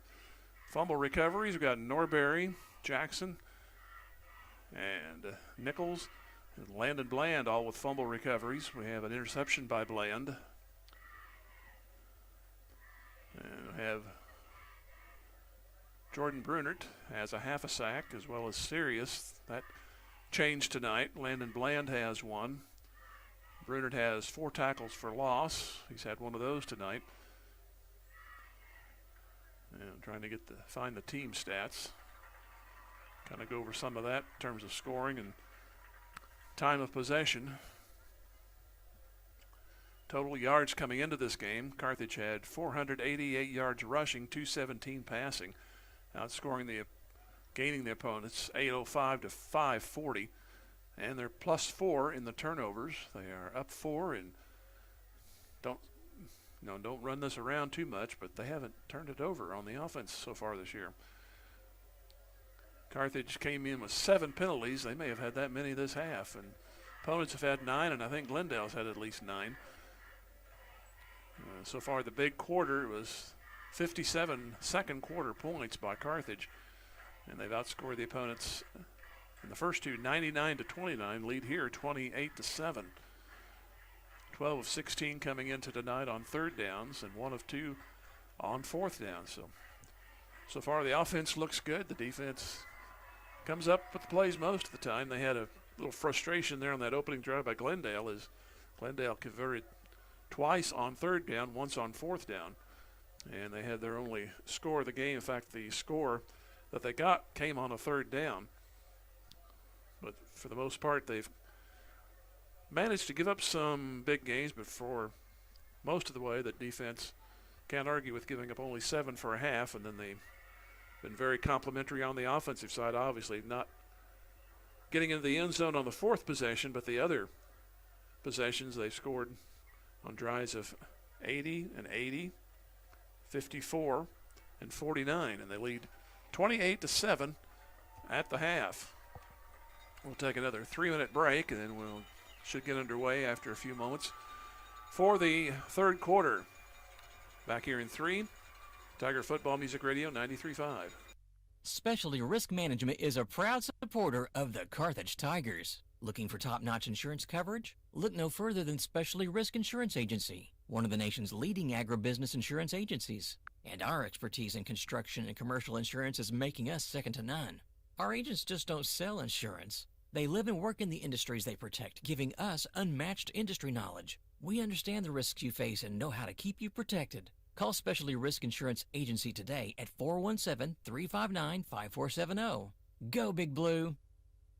When you own something, you take care of it. You value it. That's exactly what we do here at Schreiber. As employee owners, we make decisions that will help us continue to be successful for years to come. Carthage is home to 2 manufacturing facilities and 3 distribution centers. For decades, Schreiber Foods has been a proud part of the Carthage community and part of your families. We're committed to providing quality products and supporting our local community every step of the way. We want to wish all Carthage Tigers student athletes the best of luck. Play hard, stay strong, and go Big Blue. Schreiber Foods, proudly Carthage. Tony Kennard with Wells Fargo Advisors cheers on our Carthage Tigers. Financial advisor Tony Kennard knows that any successful team plans for the future, works hard, and sets goals. Tony wants the best for Carthage's student body, who will be our community leaders in coming years. Tony Kennard with Wells Fargo Advisors is proud to be a part of this Carthage Tiger broadcast. Go Tigers! Wells Fargo Advisors is a trade name used by Wells Fargo Clearing Services, LLC, member SIPC, a registered broker-dealer and non-bank affiliate of Wells Fargo & Company. Drew Evans Investment Companies of Whistler's Hamburgers and Daylight Donut cheer on our Tigers. They're proud to be part of this Carthage Tigers broadcast. Hard work, diligence, and persistence give big rewards in life. So make it count, Tigers. The owners and employees at Whistler's and Daylight Donut want only the best for our Tigers and the entire student body. Whistler's Hamburgers and Daylight Donuts. Dine in or carry out at all locations in Carthage. Go Tigers. Go Big Blue. Sponsored by Drew Evans Investments.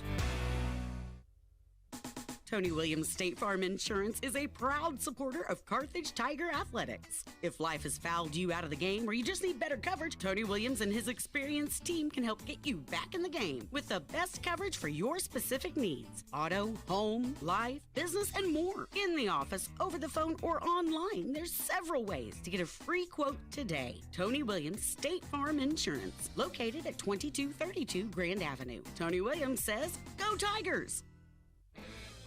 Schrader's Towing and Eddie Schrader's Service Station in Carthage are all in for the Carthage Tigers. Located on Garrison Street in Carthage, Eddie Schrader's Service Station is the area's only full-service gas station. Schrader's Towing offers safe, dependable towing 24/7. These successful Eddie Schrader companies match the Tigers' hustle and heart every day, and they're proud to be the exclusive towing company and gas station sponsors of these Tiger broadcasts. Join Carthage alumni Eddie Schrader and let's cheer on our Tigers. Go Big Blue! Audience. Special honor went to Principal Angela Holman tonight. She was the Southwest Region Principal of the Year. Congratulations to her from the Southwest Missouri Association of Principals. So, been here many, many years, always nice to us, and usually pretty talkative, kind of a loss for words at this one, so understandable. So congratulations to her. Look at some of the other sports notes. Cross-country team hosted their annual invitation yesterday. They finished 4th.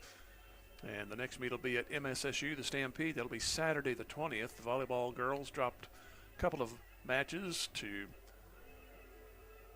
Ozark and play on Thursday. They'll head to Nixa. Actually, they'll play Ozark on Tuesday. They said a couple of matches, but didn't give the results. So, Lady Tiger tennis team picked up a win over Neosho, lost to Republic. That was last night.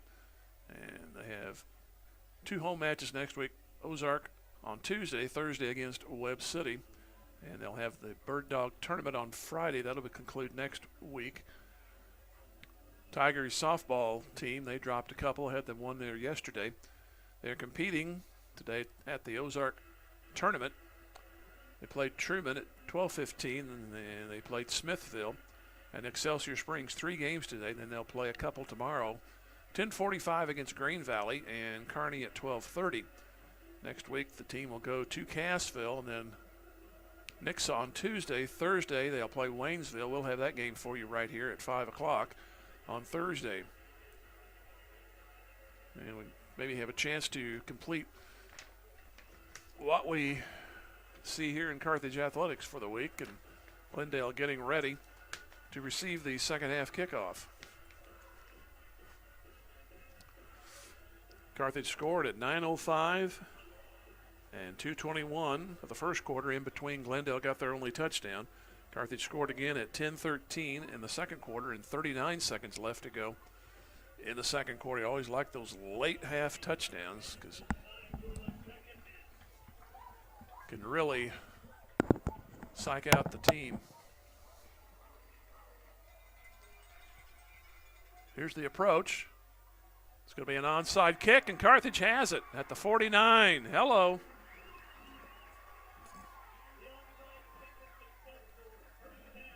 Looks like it was Carson Kinder who covered it.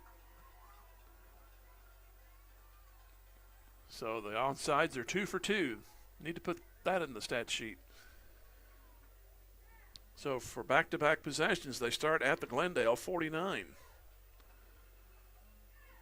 So Glendale does not get the ball to start the third.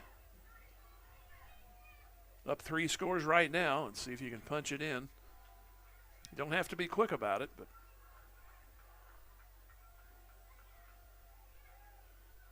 two receivers out right, wing right. Low snap. The handoff goes to West. He'll move across the 45 to the 43.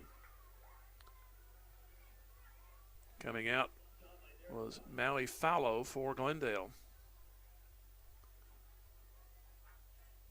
Gain of 6, second down and 4.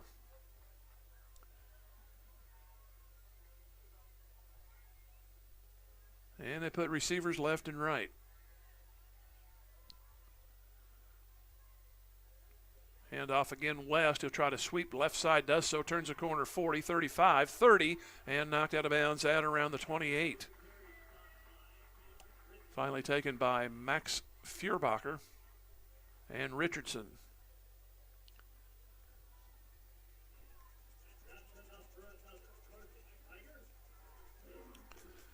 So 2 plays and a first down. All the way down to the 28-yard line. Ball at the left hash, and receiver goes out wide right, which is Jack Carlton. Caught an important pass on that third scoring drive late in the first quarter. Here's a pass play. Browning down over the middle, and he overshoots his man, incomplete. So it'll be second down. Nichols was the intended man.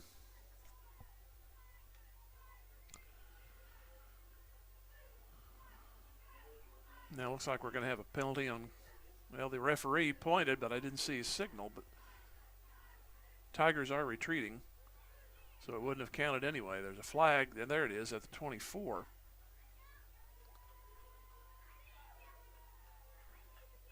So it'll move it back.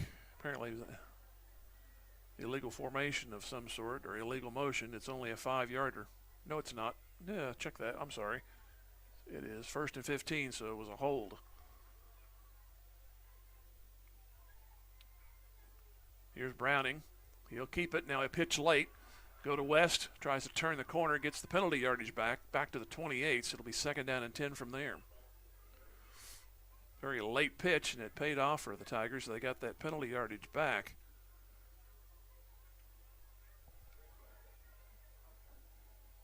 So it'll be second down and just a little bit past 10.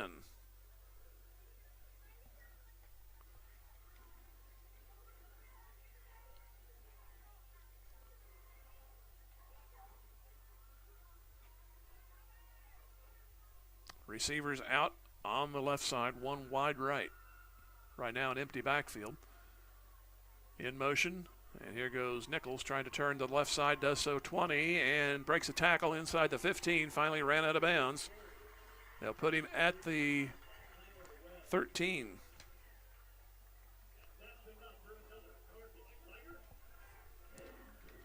So it's a new set of downs for Carthage, and their 7th play coming up. I said don't get it all in one.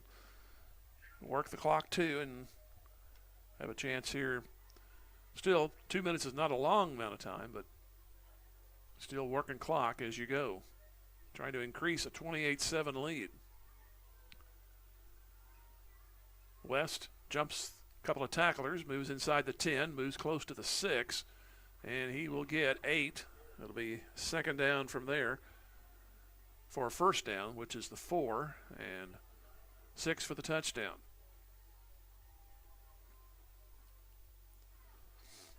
Carthage led 14-7 after 1. Just finished the half, 28-7.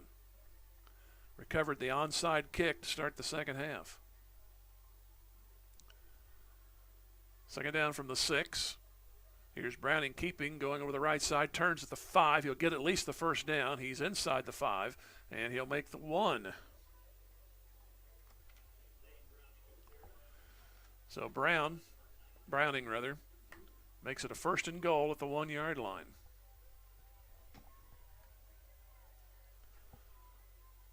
It looks like they'll take off about 3 minutes. It's right now 9:15 and counting in the third quarter.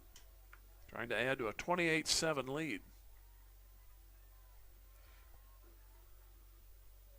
Receiver out wide left.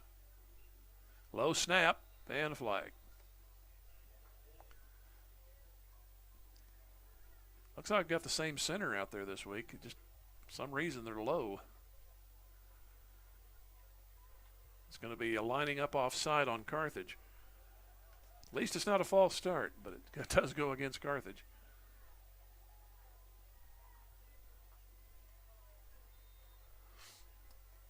but that moves the ball to the 6.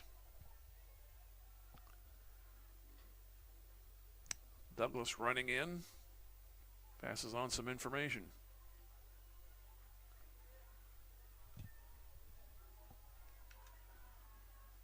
Receivers go left and right. Here's West, reversing direction, went right, goes left, tries to dive. Did he make it in? Touchdown! Had to check to see they didn't call him down, and he got it across the plane before he went to the deck.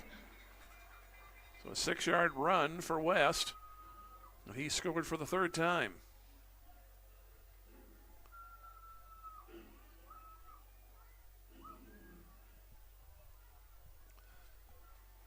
Chance to make it a 28-point game.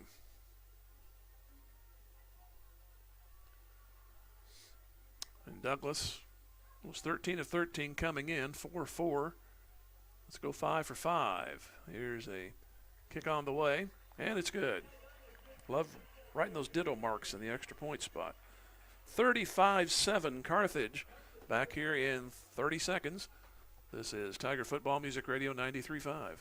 The law firm of Webster & Carlton knows that it takes more than athletes to make a great team. From the coaches and teachers to parents and extended family, it takes the entire community to support our student athletes and make the Carthage Tigers a success. Webster & Carlton is a proud sponsor of this Carthage Tigers sports broadcast, and they salute everyone who are cheering for our Tigers. The law firm of Webster & Carlton, offices in Joplin, 417-781-5690. Go Tigers and go Big Blue! 49 yards in 9 plays. And 35-7 in favor of Carthage. So got to write some more notes here in the margin on the drives to make sure, put a TD next to them. There's only been one time. Haven't done that tonight, and that's when they turned it over on downs. A penalty hurt them at the 23-yard line of Glendale. And they tried an incompletion, which I thought was caught. So I blew that one, and then some runs got them close, but they couldn't convert on a 4th and short. Landon West is responsible for 3 of the touchdowns tonight. The others belong to Browning and Nichols. Here's Douglas. Strong kick, and out of the end zone she goes, which is out of bounds, basically. Glendale's used to starting from the 20 tonight. That's the 4th time they've started at the 20. They were penalized at the end of the play on their last possession. So they started at the 10. The possession before that, they held on defense and started at their own 15. But the 20-yard line has been where Glendale has started most of the night.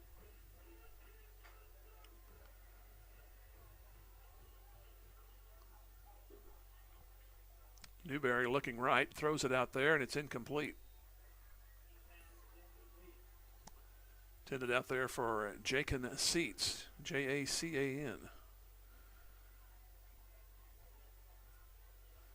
So 2nd down, 4. The Falcons of Glendale. They were 1-1. They lost an overtime game to Neosho, and then did very well against Willard, winning 44-12. Newberry again, a quick hitter out in the flat, caught at the 18, down the right sideline, broken tackle to the 27, so it'll be 3rd down and 3 yards to go. Looks like again it was seats out there. Light blue numbers do not light up from this far back in the press box. You just cannot see them. 2 receivers to the right and 2 to the left. Newberry again to throw, same side, caught 1st down, and that's at the 31. I believe that was my Samari Pickett. So they get the 1st down on the first 3 plays of this drive. Under 8 minutes to go. Carthage leading 35-7. 7-7 after 5:59 remaining in the first quarter, and Glendale tied it. Here's Newberry under pressure, reverses direction, now reverses again, still going, and he almost got sacked, throws it back. It's caught at the 34 and knocked out of bounds on the far side.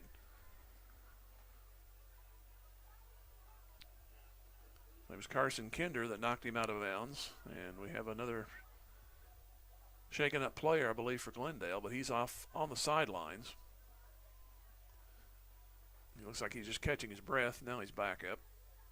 And also one of the chain gang members was on a knee, and he's back up. So we may have a timeout, make sure he's all right. Now, Tigers change personnel on the front line. Brady Guerin checking in. 2nd down and 7. Newberry takes a floating snap. He's going to air it out down the near sideline. Jump ball, and it's caught. Taken at the 35 of Carthage and driven to the 31-yard line. Joel Rover just kind of waited for it like a punt. Carthage defender overran the play. Didn't see it coming. Otherwise, had he saw it, he probably had a chance to knock it away. Instead, Rover makes the catch. It's 1st down for Glendale at the 31 of Carthage. Again to throw. Looking, going to the far corner, and it's a leaping attempt and caught inside the 5. A flag is down, so either way it's going to benefit Glendale.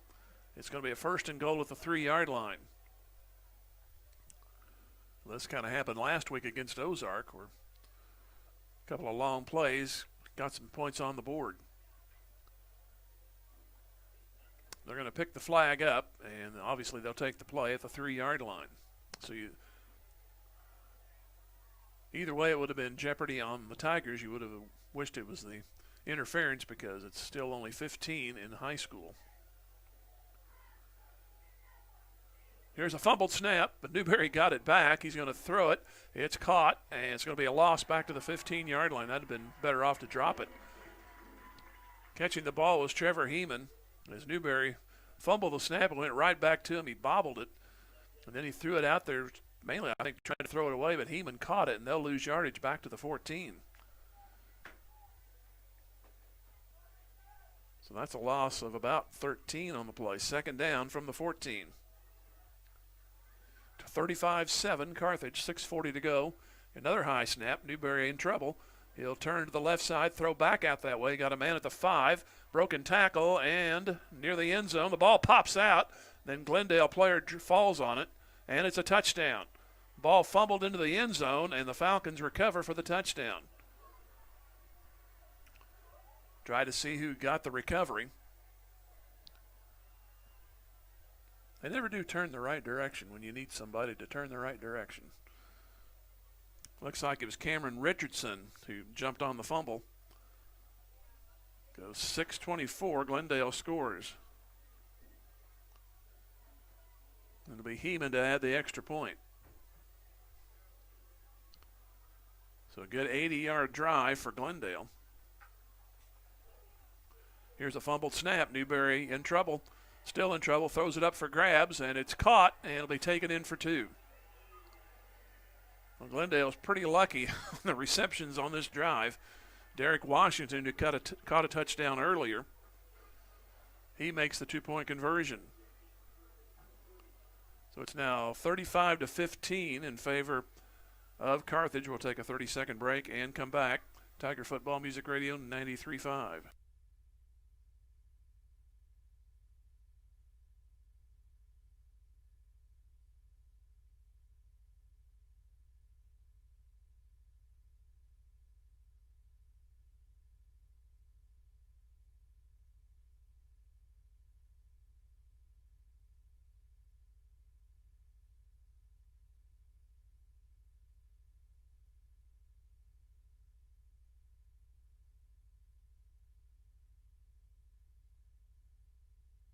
Yards in 6 plays. Richardson recovered a fumble about 8 yards into the end zone following a pass completion that went to Scout Rollins. He fumbled it. And then they bobbled the snap on the extra point, and Newberry turned that into 2 points. So 35-15.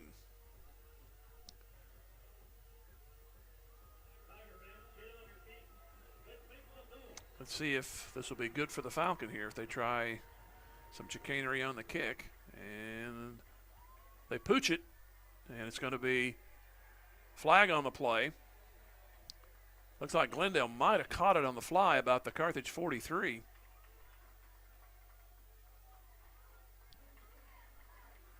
Trying to find the official amongst the crowd out here. There may have been interference on the attempt try. It is on Glendale. It is catch interference on the part of Glendale. So that'll give the possession to Carthage in good shape. Flag is at the Carthage 44.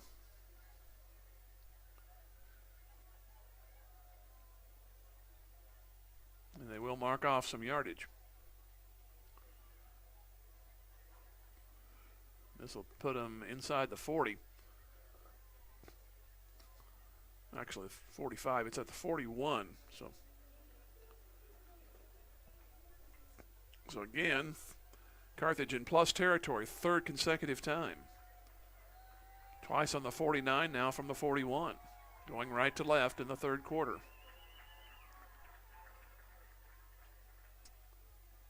And the snap goes to West. He's got a nice crease across the middle of the field, 35 to the 30 into the 29. More than enough for a first down. He'll gain 12.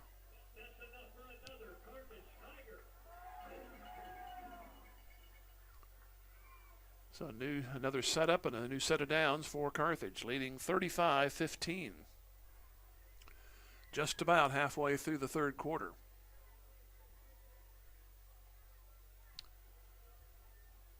Receivers go out, two to the left.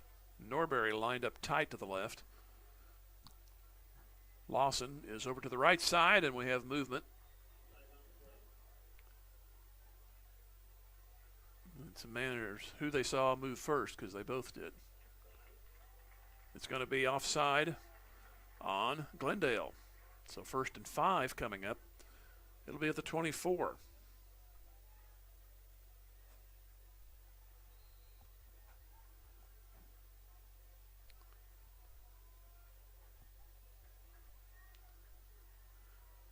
Pretty much same formation. 1st and 5. Man comes in motion, fake the pitch. They have Browning keep it. Tries to find some direction, does so. Cuts it up at the near hash and moves to the 20. He needs the 19 for a first down. That was hard yardage there. He went left, and that was cut off. Did a quick step to his right at the hash and managed to get positive yardage out of it. He got 4. So 2nd down and 1. 35-15 Carthage. Under 5 to go in the third quarter. Receivers flip-flop left to right. Give to West, looking for the block. Breaks a tackle momentarily. He does get the first down. He only got about 2 out of it, but he only needed 1. Nearly broke it for a touchdown. But you'll live a few more plays here. It'll be first down at the 18 for Carthage. Led 28-7 at the half. It's been an 8-7 Glendale quarter in the third. Still have 4.5 to go in it.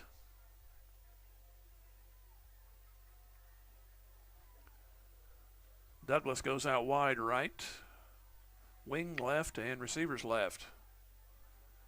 1st and 10, man in motion, and they give it off. That's Douglas to the 15. He'll make the 14. He's covered up by Pickett. And it looks like Denning, Maddox Denning on the stop.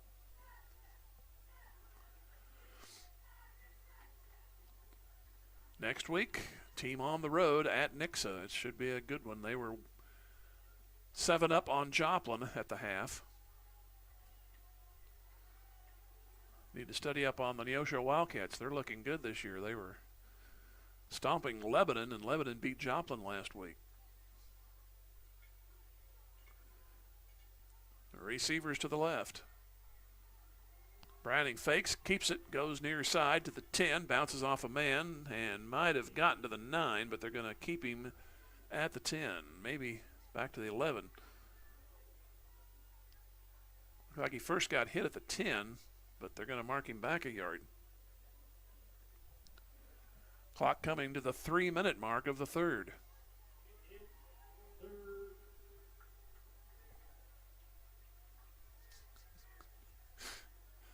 Third down and short.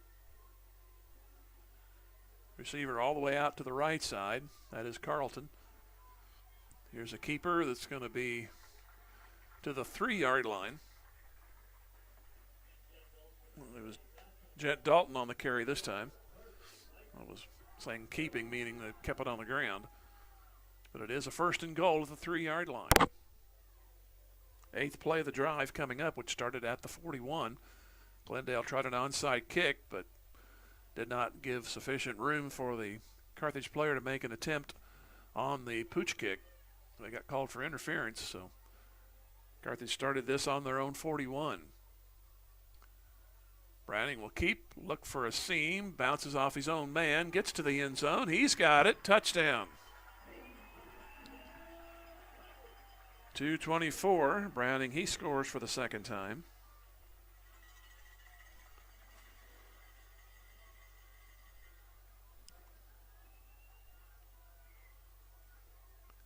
Well, you look at the score sheets, and for the first 3 weeks, you haven't had the big plays. You've earned every score you've got. They average about 8 plays per drive, so that's pretty good. Lengthen the lead and kill time while you're doing it. Douglas will try again. Up, not before flag. At least we haven't had as many as we had in the first half. And, of course, you shouldn't have said that, but encroachment on the part of Glendale.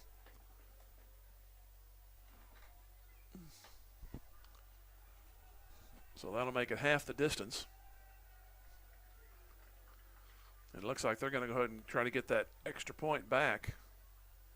As Douglas is coming off. Does Douglas come off? Yes, there he is. I said he's coming off the field, and then I looked at the wrong guy, and that's Brunert. That's the wrong number, but it is Douglas next to him. So Carthage is going to go for 2.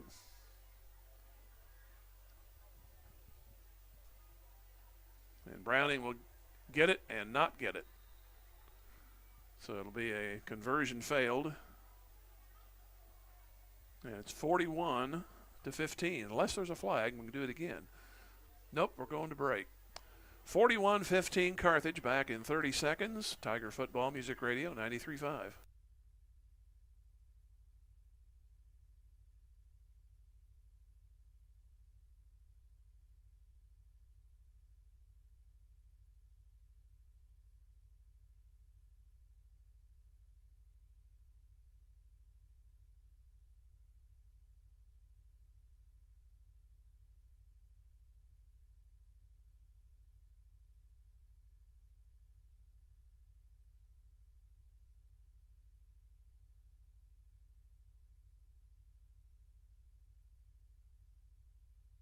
Four left to go in the third. Carthage up 41-15.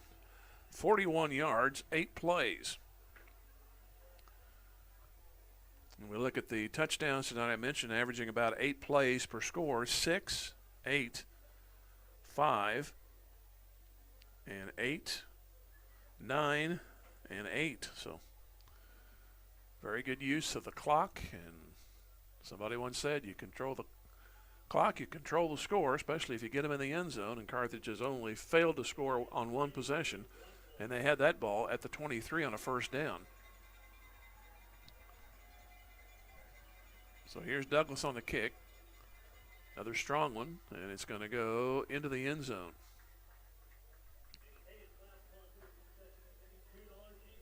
On the other side, Glendale has started every possession but 2 on the 20 or the 21. They had a punt, which was starting at the 21-yard line. Actually, that was a return, and then on the kickoff. And then they had one that started on the 20, but they were penalized 10 yards on a hold, so they actually started on the 10.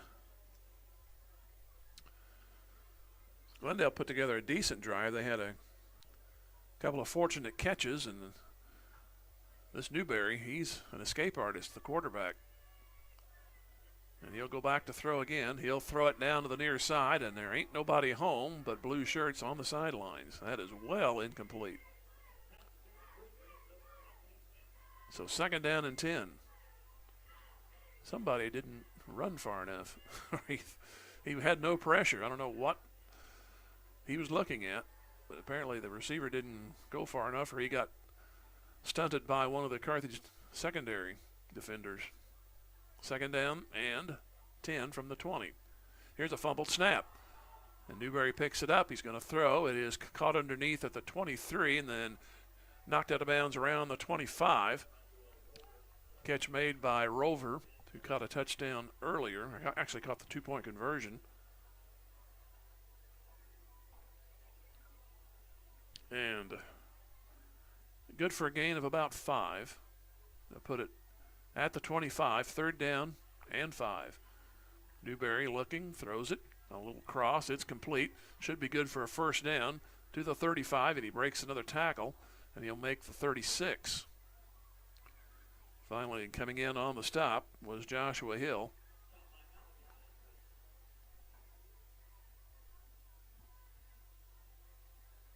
Malachi Douglas was the first one to get him, but it is a catch for a first down.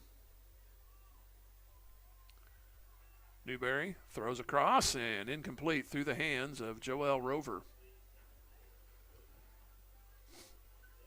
There's a case there. If he'd called for an out pattern, he would have ran for a few days, but it was a cross.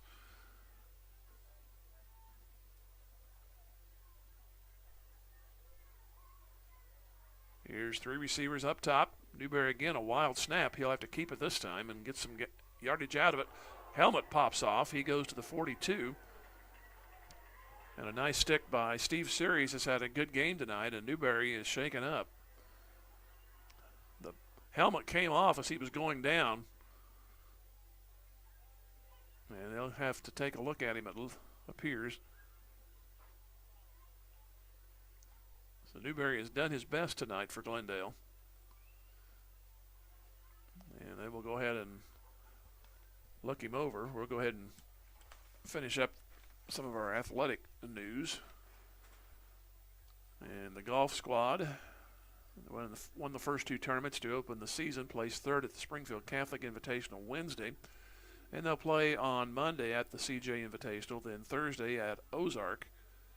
And the swim team for the boys, they won Seymour duels last week, finished second in their own on the last time. That was Tuesday. Then they are back to the pool tomorrow, going to Belton.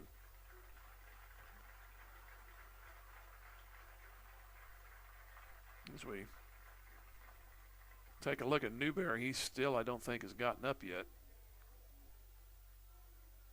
And they're still tending to him. There was a round of applause. I don't know. I don't see any other medical apparatus. So they're still looking him over.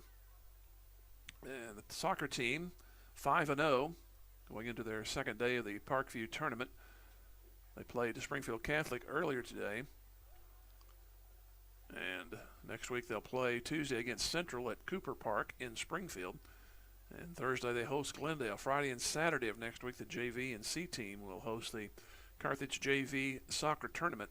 And the band field competition Saturday the 20th as they compete at the Carl Junction Marching Festival. And also Maple Leaf, it'll be on October 18, and the CH Band will host that event here at Hafner Stadium. They're still tending to Newberry on the field. As Carthage leads here 41-15. You just couldn't see with the crowd of people on the Carthage sidelines, but Newberry's helmet came off on impact, and it's just a question of how and where he landed. He's back up. I have a feeling he'll obviously have to go out for a play. He's walking up on his own, so I think with protocols, if he did land on his head, like I said, I couldn't tell from up here. He may have to stay on the sideline the remainder of the game. When we take a look at Class 5 rankings, Platte County is at number 1, Rockhurst at 2, Carthage is at 3, Webb City 4, and Republic at 5. Cardinal Ritter comes in tied for 6 with Kirkwood. Eureka and St. Pius X is at 8, and then there's a 4-way tie for 10th place. Hazelwood East, St. Louis Country Day, Farmington, and trying to read my own writing here, St. Francis. So that's the rankings going into this week. And we are ready to go eventually. Trying to catch the number of the new quarterback. It might be Washington. And they bumble the snap, and it's going to be fallen on by Samari Pickett. Just as I fell there on my grammar. So they'll lose yardage. It'll go back to the 38-yard line. Carthage leading 41-15, under a minute and a half to go here in the third quarter. Looks like they tried the direct snap and it didn't work. Here's a pass out to the flat, catch made 40 into the 41-yard line. It was Trevor Heeman on the catch, but it's fourth down.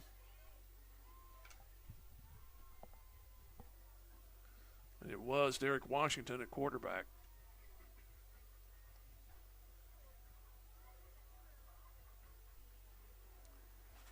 So Glendale will kick. Maybe. Well, they called that was on a fourth down. I've lost track of downs. Carthage takes over at their own the Glendale 40. Reset yourself here.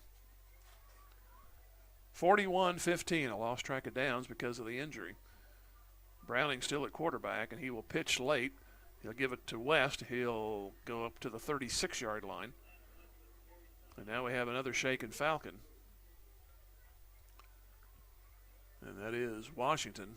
He's back up. He'll go back to the huddle. So that must have been Will Ross at quarterback. It was an 8 or a 9 out there, backing up Newberry. And the light blue jerseys just do not contrast well. The light blue numbers on the white jerseys do not contrast very well, so it's hard to see, especially if it's one of the old crooked numbers. Second down and 6. And they give it off to the near side. I believe that's Dalton. And he goes to the 35-yard line and a little bit further in. That might have been Lawson on the carry.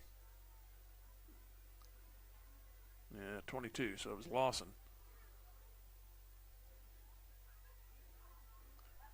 Now we have, it's just a shoe tying, not a timeout, of course, but one of the Carthage players trying to get their shoe untied, and they're killing the clock as they do it. The third quarter has went ahead and timed out, so we are headed to the fourth with Carthage leading 41-15 against Glendale. Back here in 1 minute. Tiger Football Music Radio 93.5.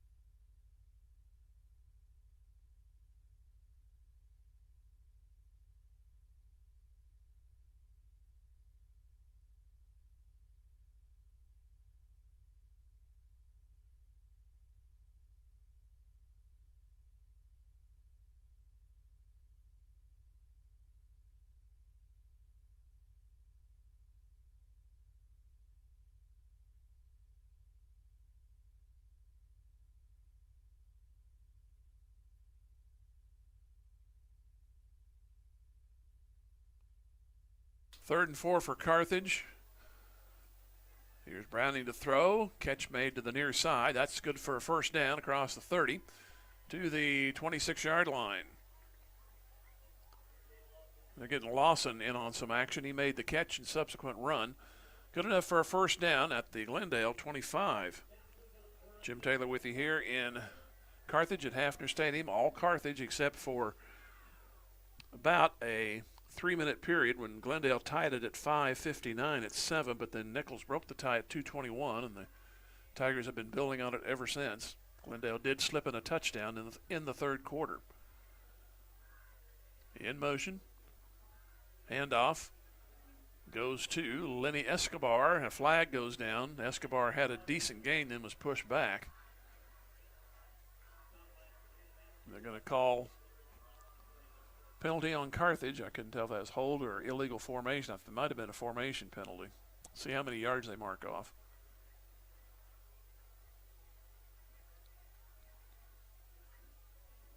The first down started. Now they're going to mark off yardage or pick up the flag. Now they are going to mark it off. So it's going to be first down and 20, so it was a hold. A lot of penalties on both sides tonight. We had a long first half. With the score as is now here in the second half, this one has moved a little quicker. But Carthage up on a 1st and 20.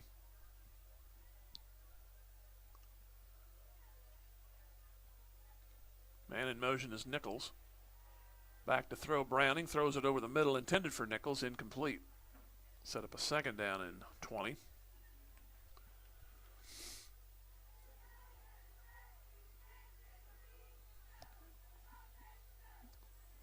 Put the ball back to the 35. Browning was talking to the official there, like, and I couldn't see a flag. I started scanning the field. I said, "Don't tell me we got another one." But it'll be Malachi Douglas to come in with some information, trying to get the first minute extinguished here in the fourth quarter. Carthage up 41-15. First 2 weeks they went 50 and 49 on the board. Back to throw. Browning looking. Throws it out. It is incomplete. Last second surge out there by one of the Glendale defenders to knock the pass away. As Ruben Trujillo broke up the pass, which looked like it was going to be for a completion. So it'll be 3rd and 20. As the clock stops at 11:02 to go in the game. Still can't get that first minute extinguished. See if Nichols has a magic play as he checks in. He'll go out in the slot to the left and join Carlton on the left. Browning wanting to throw. Fires it out far sideline. Caught by Nichols at the 20, and he tries to go for the stick. He's going to be about 2 yards short. He tried to stick it toward the first down marker, but he was going to on the way out of bounds, so it's going to be where the feet were. But it will be 4th and makeable. They'll put it at the 18, and they need the 15.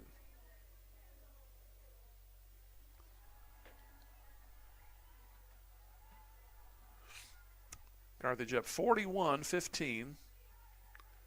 The out-of-bounds play, 10:54 remaining.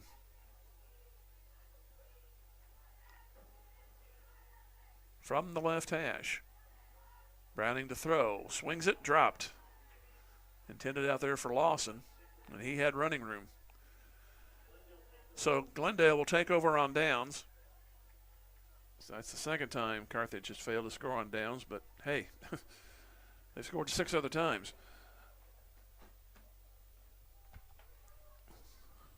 Let's see who comes in at quarterback. Newberry was popped pretty good. He had to come out for 2 plays actually.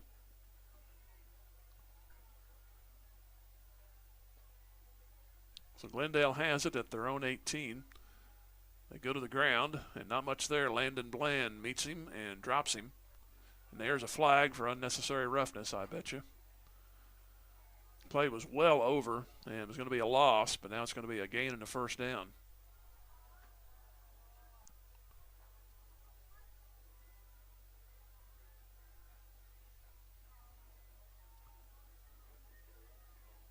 So it may not be a first down. I saw him signal delay of game, which don't know why that would be. It's going to be enough for a first down. So 10 yards from the spot. So apparently the whistle had blown and they decided he was trying to, you can't delay the game. You don't want to do it. Here you're up by as many as they are. Here's Ross. He's at quarterback, and he'll throw it out to the right side, and it's caught at the 34 and dropped there.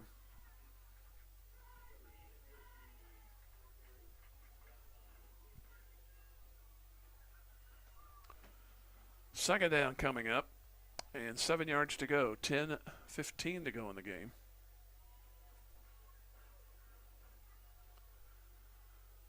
Again to throw. Out to the left. It's caught across the middle. Open and running is Seats, and he moves across the 45, and he's down to the Carthage 42.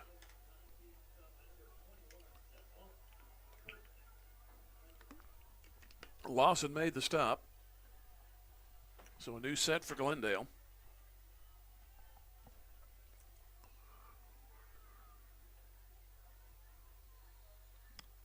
Two receivers each side. Back to throw. Fire out to the right side. It's incomplete.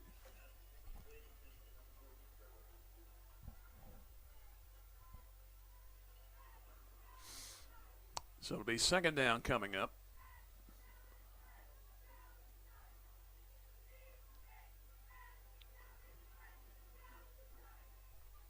Clock stopped on the incompletion. 9:51 remaining. The handoff, bouncing off tacklers, and to the 42-yard line, and no gain on the play. It was Cameron Richardson, I believe, on the carry. Cameron Major. Third down. I wish they'd make a rule about these numbers. They've got to be bold and neon or something. Here's another pass over the middle, broken tackle, and to the 35-yard line. As Carson Womack made the tackle. So set up fourth down for Glendale. And they need the 32 of Carthage. We're under 9 to go in the game.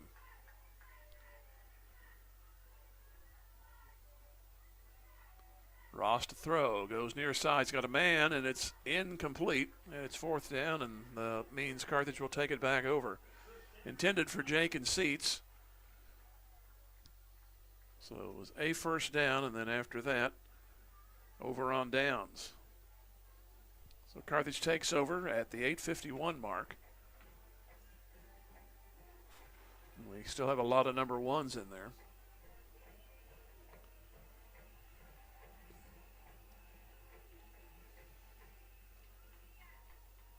It looks like we will have Matt Cameron at quarterback.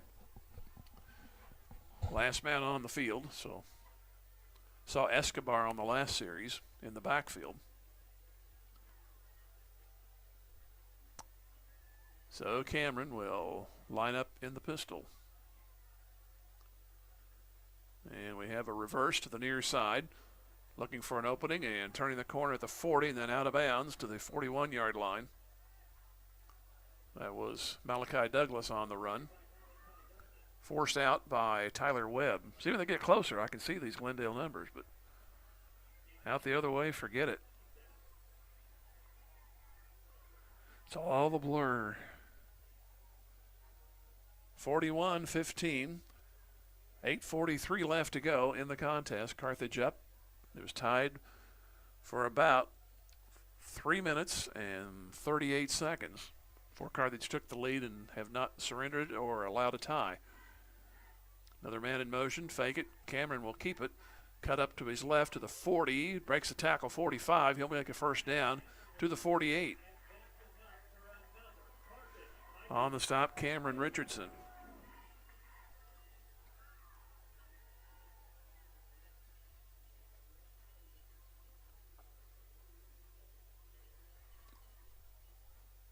So Carthage will go to 3-0, and they will face Nixa on the road next week. Nixa's gotten the better of Carthage the last couple of years. We need to take care of that. Here's Escobar trying to take care of a first down. He picks up a whole lot across the 50, and he makes the 45, so he'll get all but 3 needed for the first down.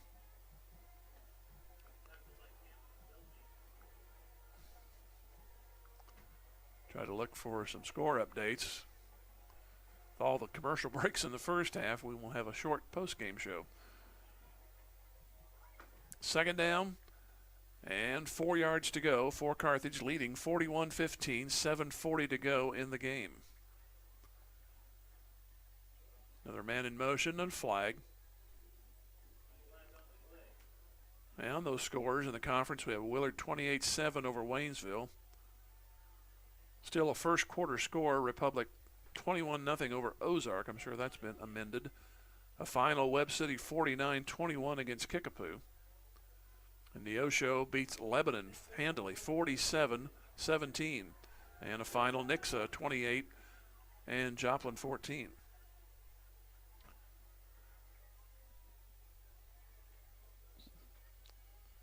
First down. Penalty called. I was looking at the scores, so this juncture really doesn't matter, but it is a new set of downs for Carthage at the 41-yard line.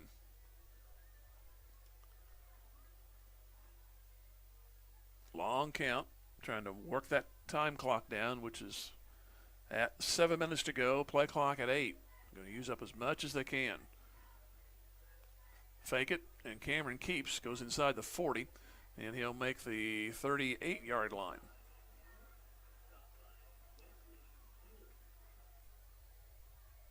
So it'll be second down and 7 to go.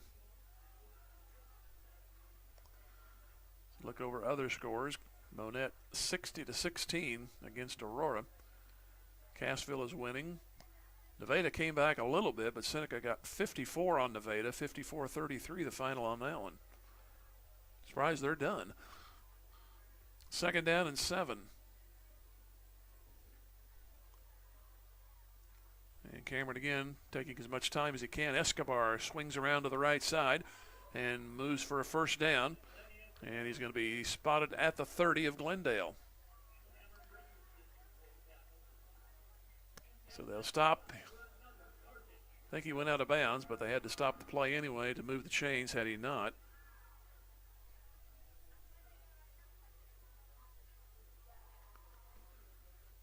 About the 5th play coming up on this. 6:12 to go.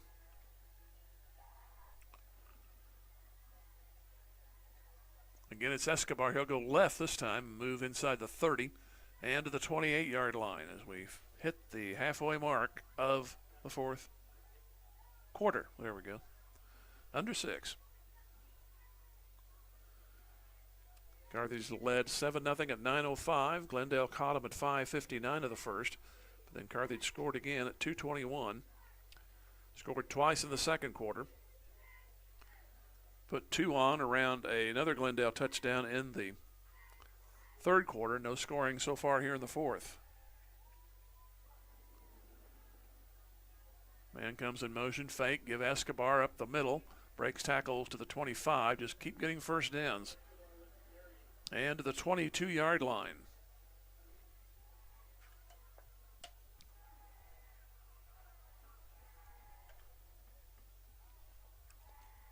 Set up a second down and 7. I have softball for you on Thursday as Waynesville comes in. That'll be at 5 o'clock from Fair Acres. 2 receivers out left. 3rd and 2. Motion. And Cameron will keep. He'll have the first down and more across the 20, taking people with him. And finally down at the 16. So the clock will continue to move after they set the change. Right now it's at 4:45.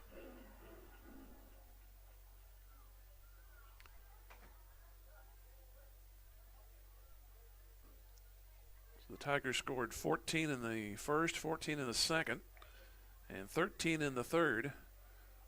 It's been 7, 0, and 8 for Glendale on their line score. 1st and 10. Fake. They go to the end zone, and it's going to be a big tie-up, and there's a flag.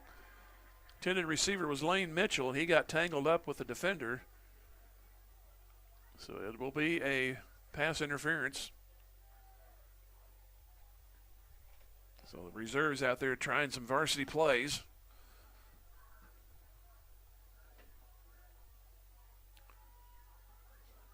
Too many penalties tonight.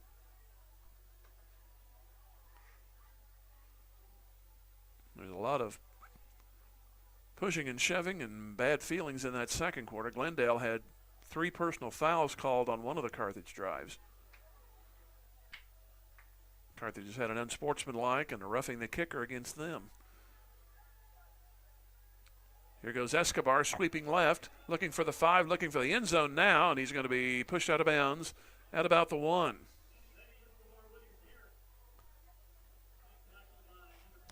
So a chance for Carthage to put another one on the scoreboard. It's 1st and goal at the 1. So the reserve's doing a great job out here right now.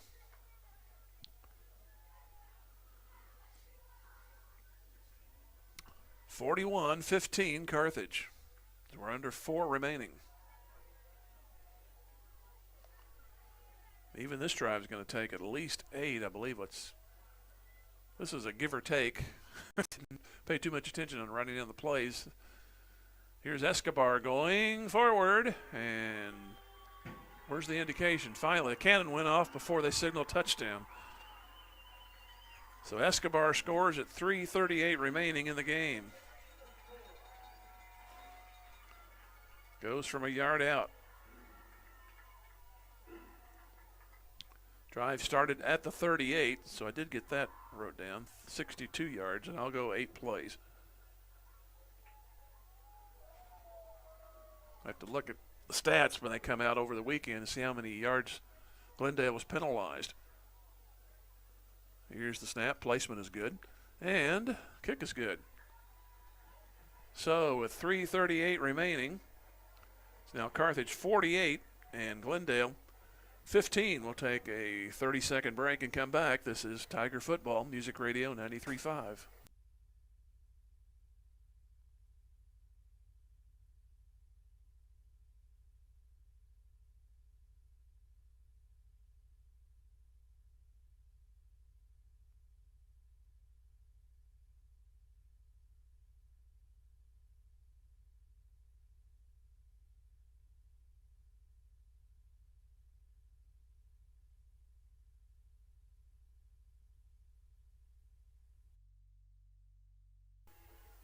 Another 7-team district, so the first place gets the week off in the first week of the playoffs. Here's an end-over-end kick near side, and it's a free football. Who wants it? Glendale picks it up, and it gets popped at the 20-yard line. So, again, they're going to start at the 20.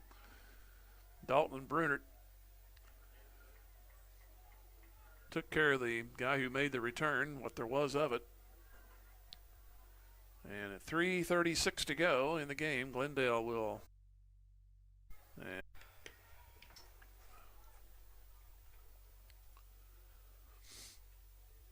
And another pass over the middle. It's caught at the 42 and covered up. There's a late hit coming in from the Glendale side. One of the linemen came in and didn't really knock him down, but rough enough contact that you might have called another one, but it'll be 3rd down and 3 from the 41. 48-15, Carthage, 2:40 to go. They go on the ground, get a first down, and it's to the 35.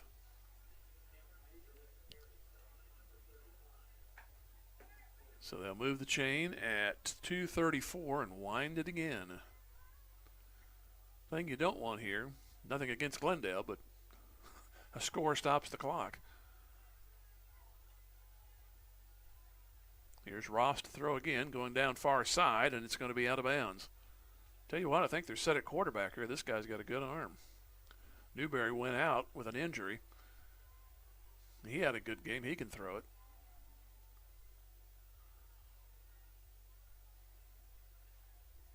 Second down on the incompletion. 2:18 remaining. Let's get an interception. Take care of this thing.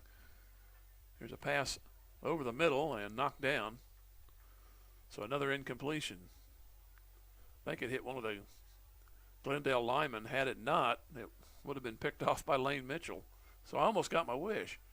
3rd down and 10 from the 35 of Carthage for Glendale. 2:15 remaining in the game. And a throw back over the middle. It's caught. That'll be near a first down. It's to the 27-yard line. On the catch was Joel Rover. So it'll be 4th down. They need the 25 for the first. Under 2 minutes remaining. trying to officially go to 3-0 on the season. Glendale will go to 1-2. Here's a pass down the sideline. Got a man open, but it's out of bounds. And we're stopped at 1:42. So that means Carthage will take over. So the fourth down play goes for an incompletion, and the Tigers take over at 1:42 remaining. I don't want to mention Glendale has 3 timeouts, but I saw a team one year, years ago, was down 54-0, and they used them all up. Won't mention the town that used them all up, but it's a little further north of here.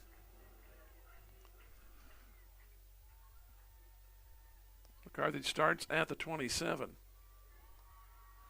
And the Tigers go to a knee. So they'll likely do that 2 more times.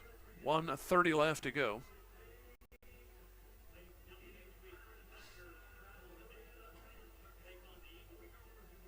So it'll be a road game next week against the Nixa Eagles. So with the kneel, it puts the ball back to the 21. So 2nd down and 16. After this play, if they run the play clock down, it'll be about a minute left. So you probably have to snap it 2 times after this one. Unless they doctor the clock again. There's a kneel. So it'll be 3rd down coming up when we are under a minute. The play clock has 36. The clock has 53. So you got to do it one more time. I still can't figure out what happened in Ozark last week. They had like 50 seconds left on the clock. Next thing you know, everybody's shaking hands. Like, where did those? I know I didn't pass out. There's the final kneel, and that will do it. Carthage will win it by a score of 48-15. We'll take a 3-minute pause. We're gonna have a quick post game. Back in 3. Tiger Football Music Radio 93.5.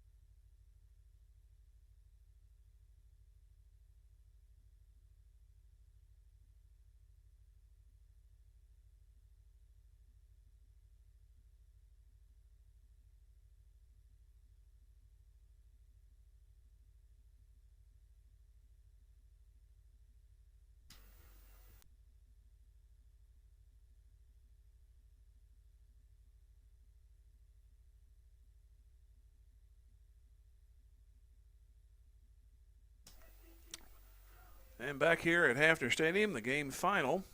It went an hour and 45 minutes. I've been to longer ones, but it just, with all the penalties and stoppage, it seemed like a little bit longer than that.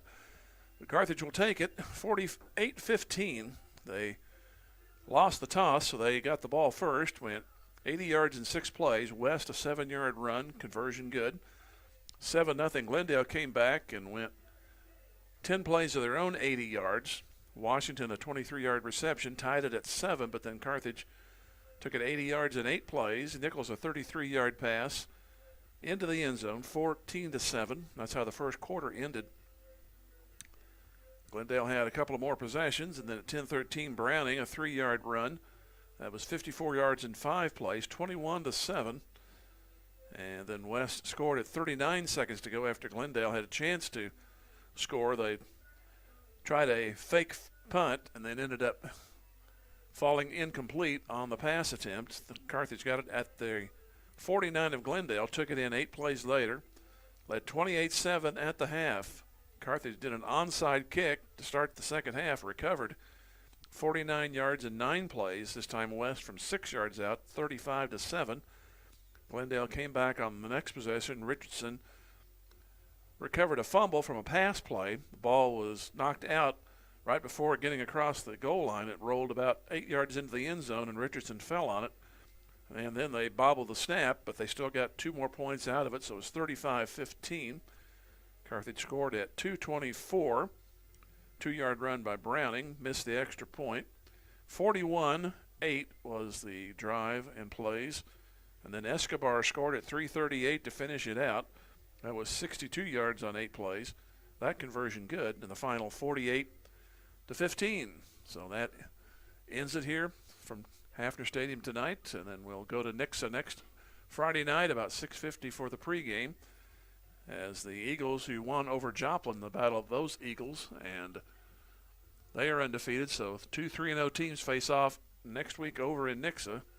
Nice facility there. Hopefully it'll be nicer if you can pull out a win.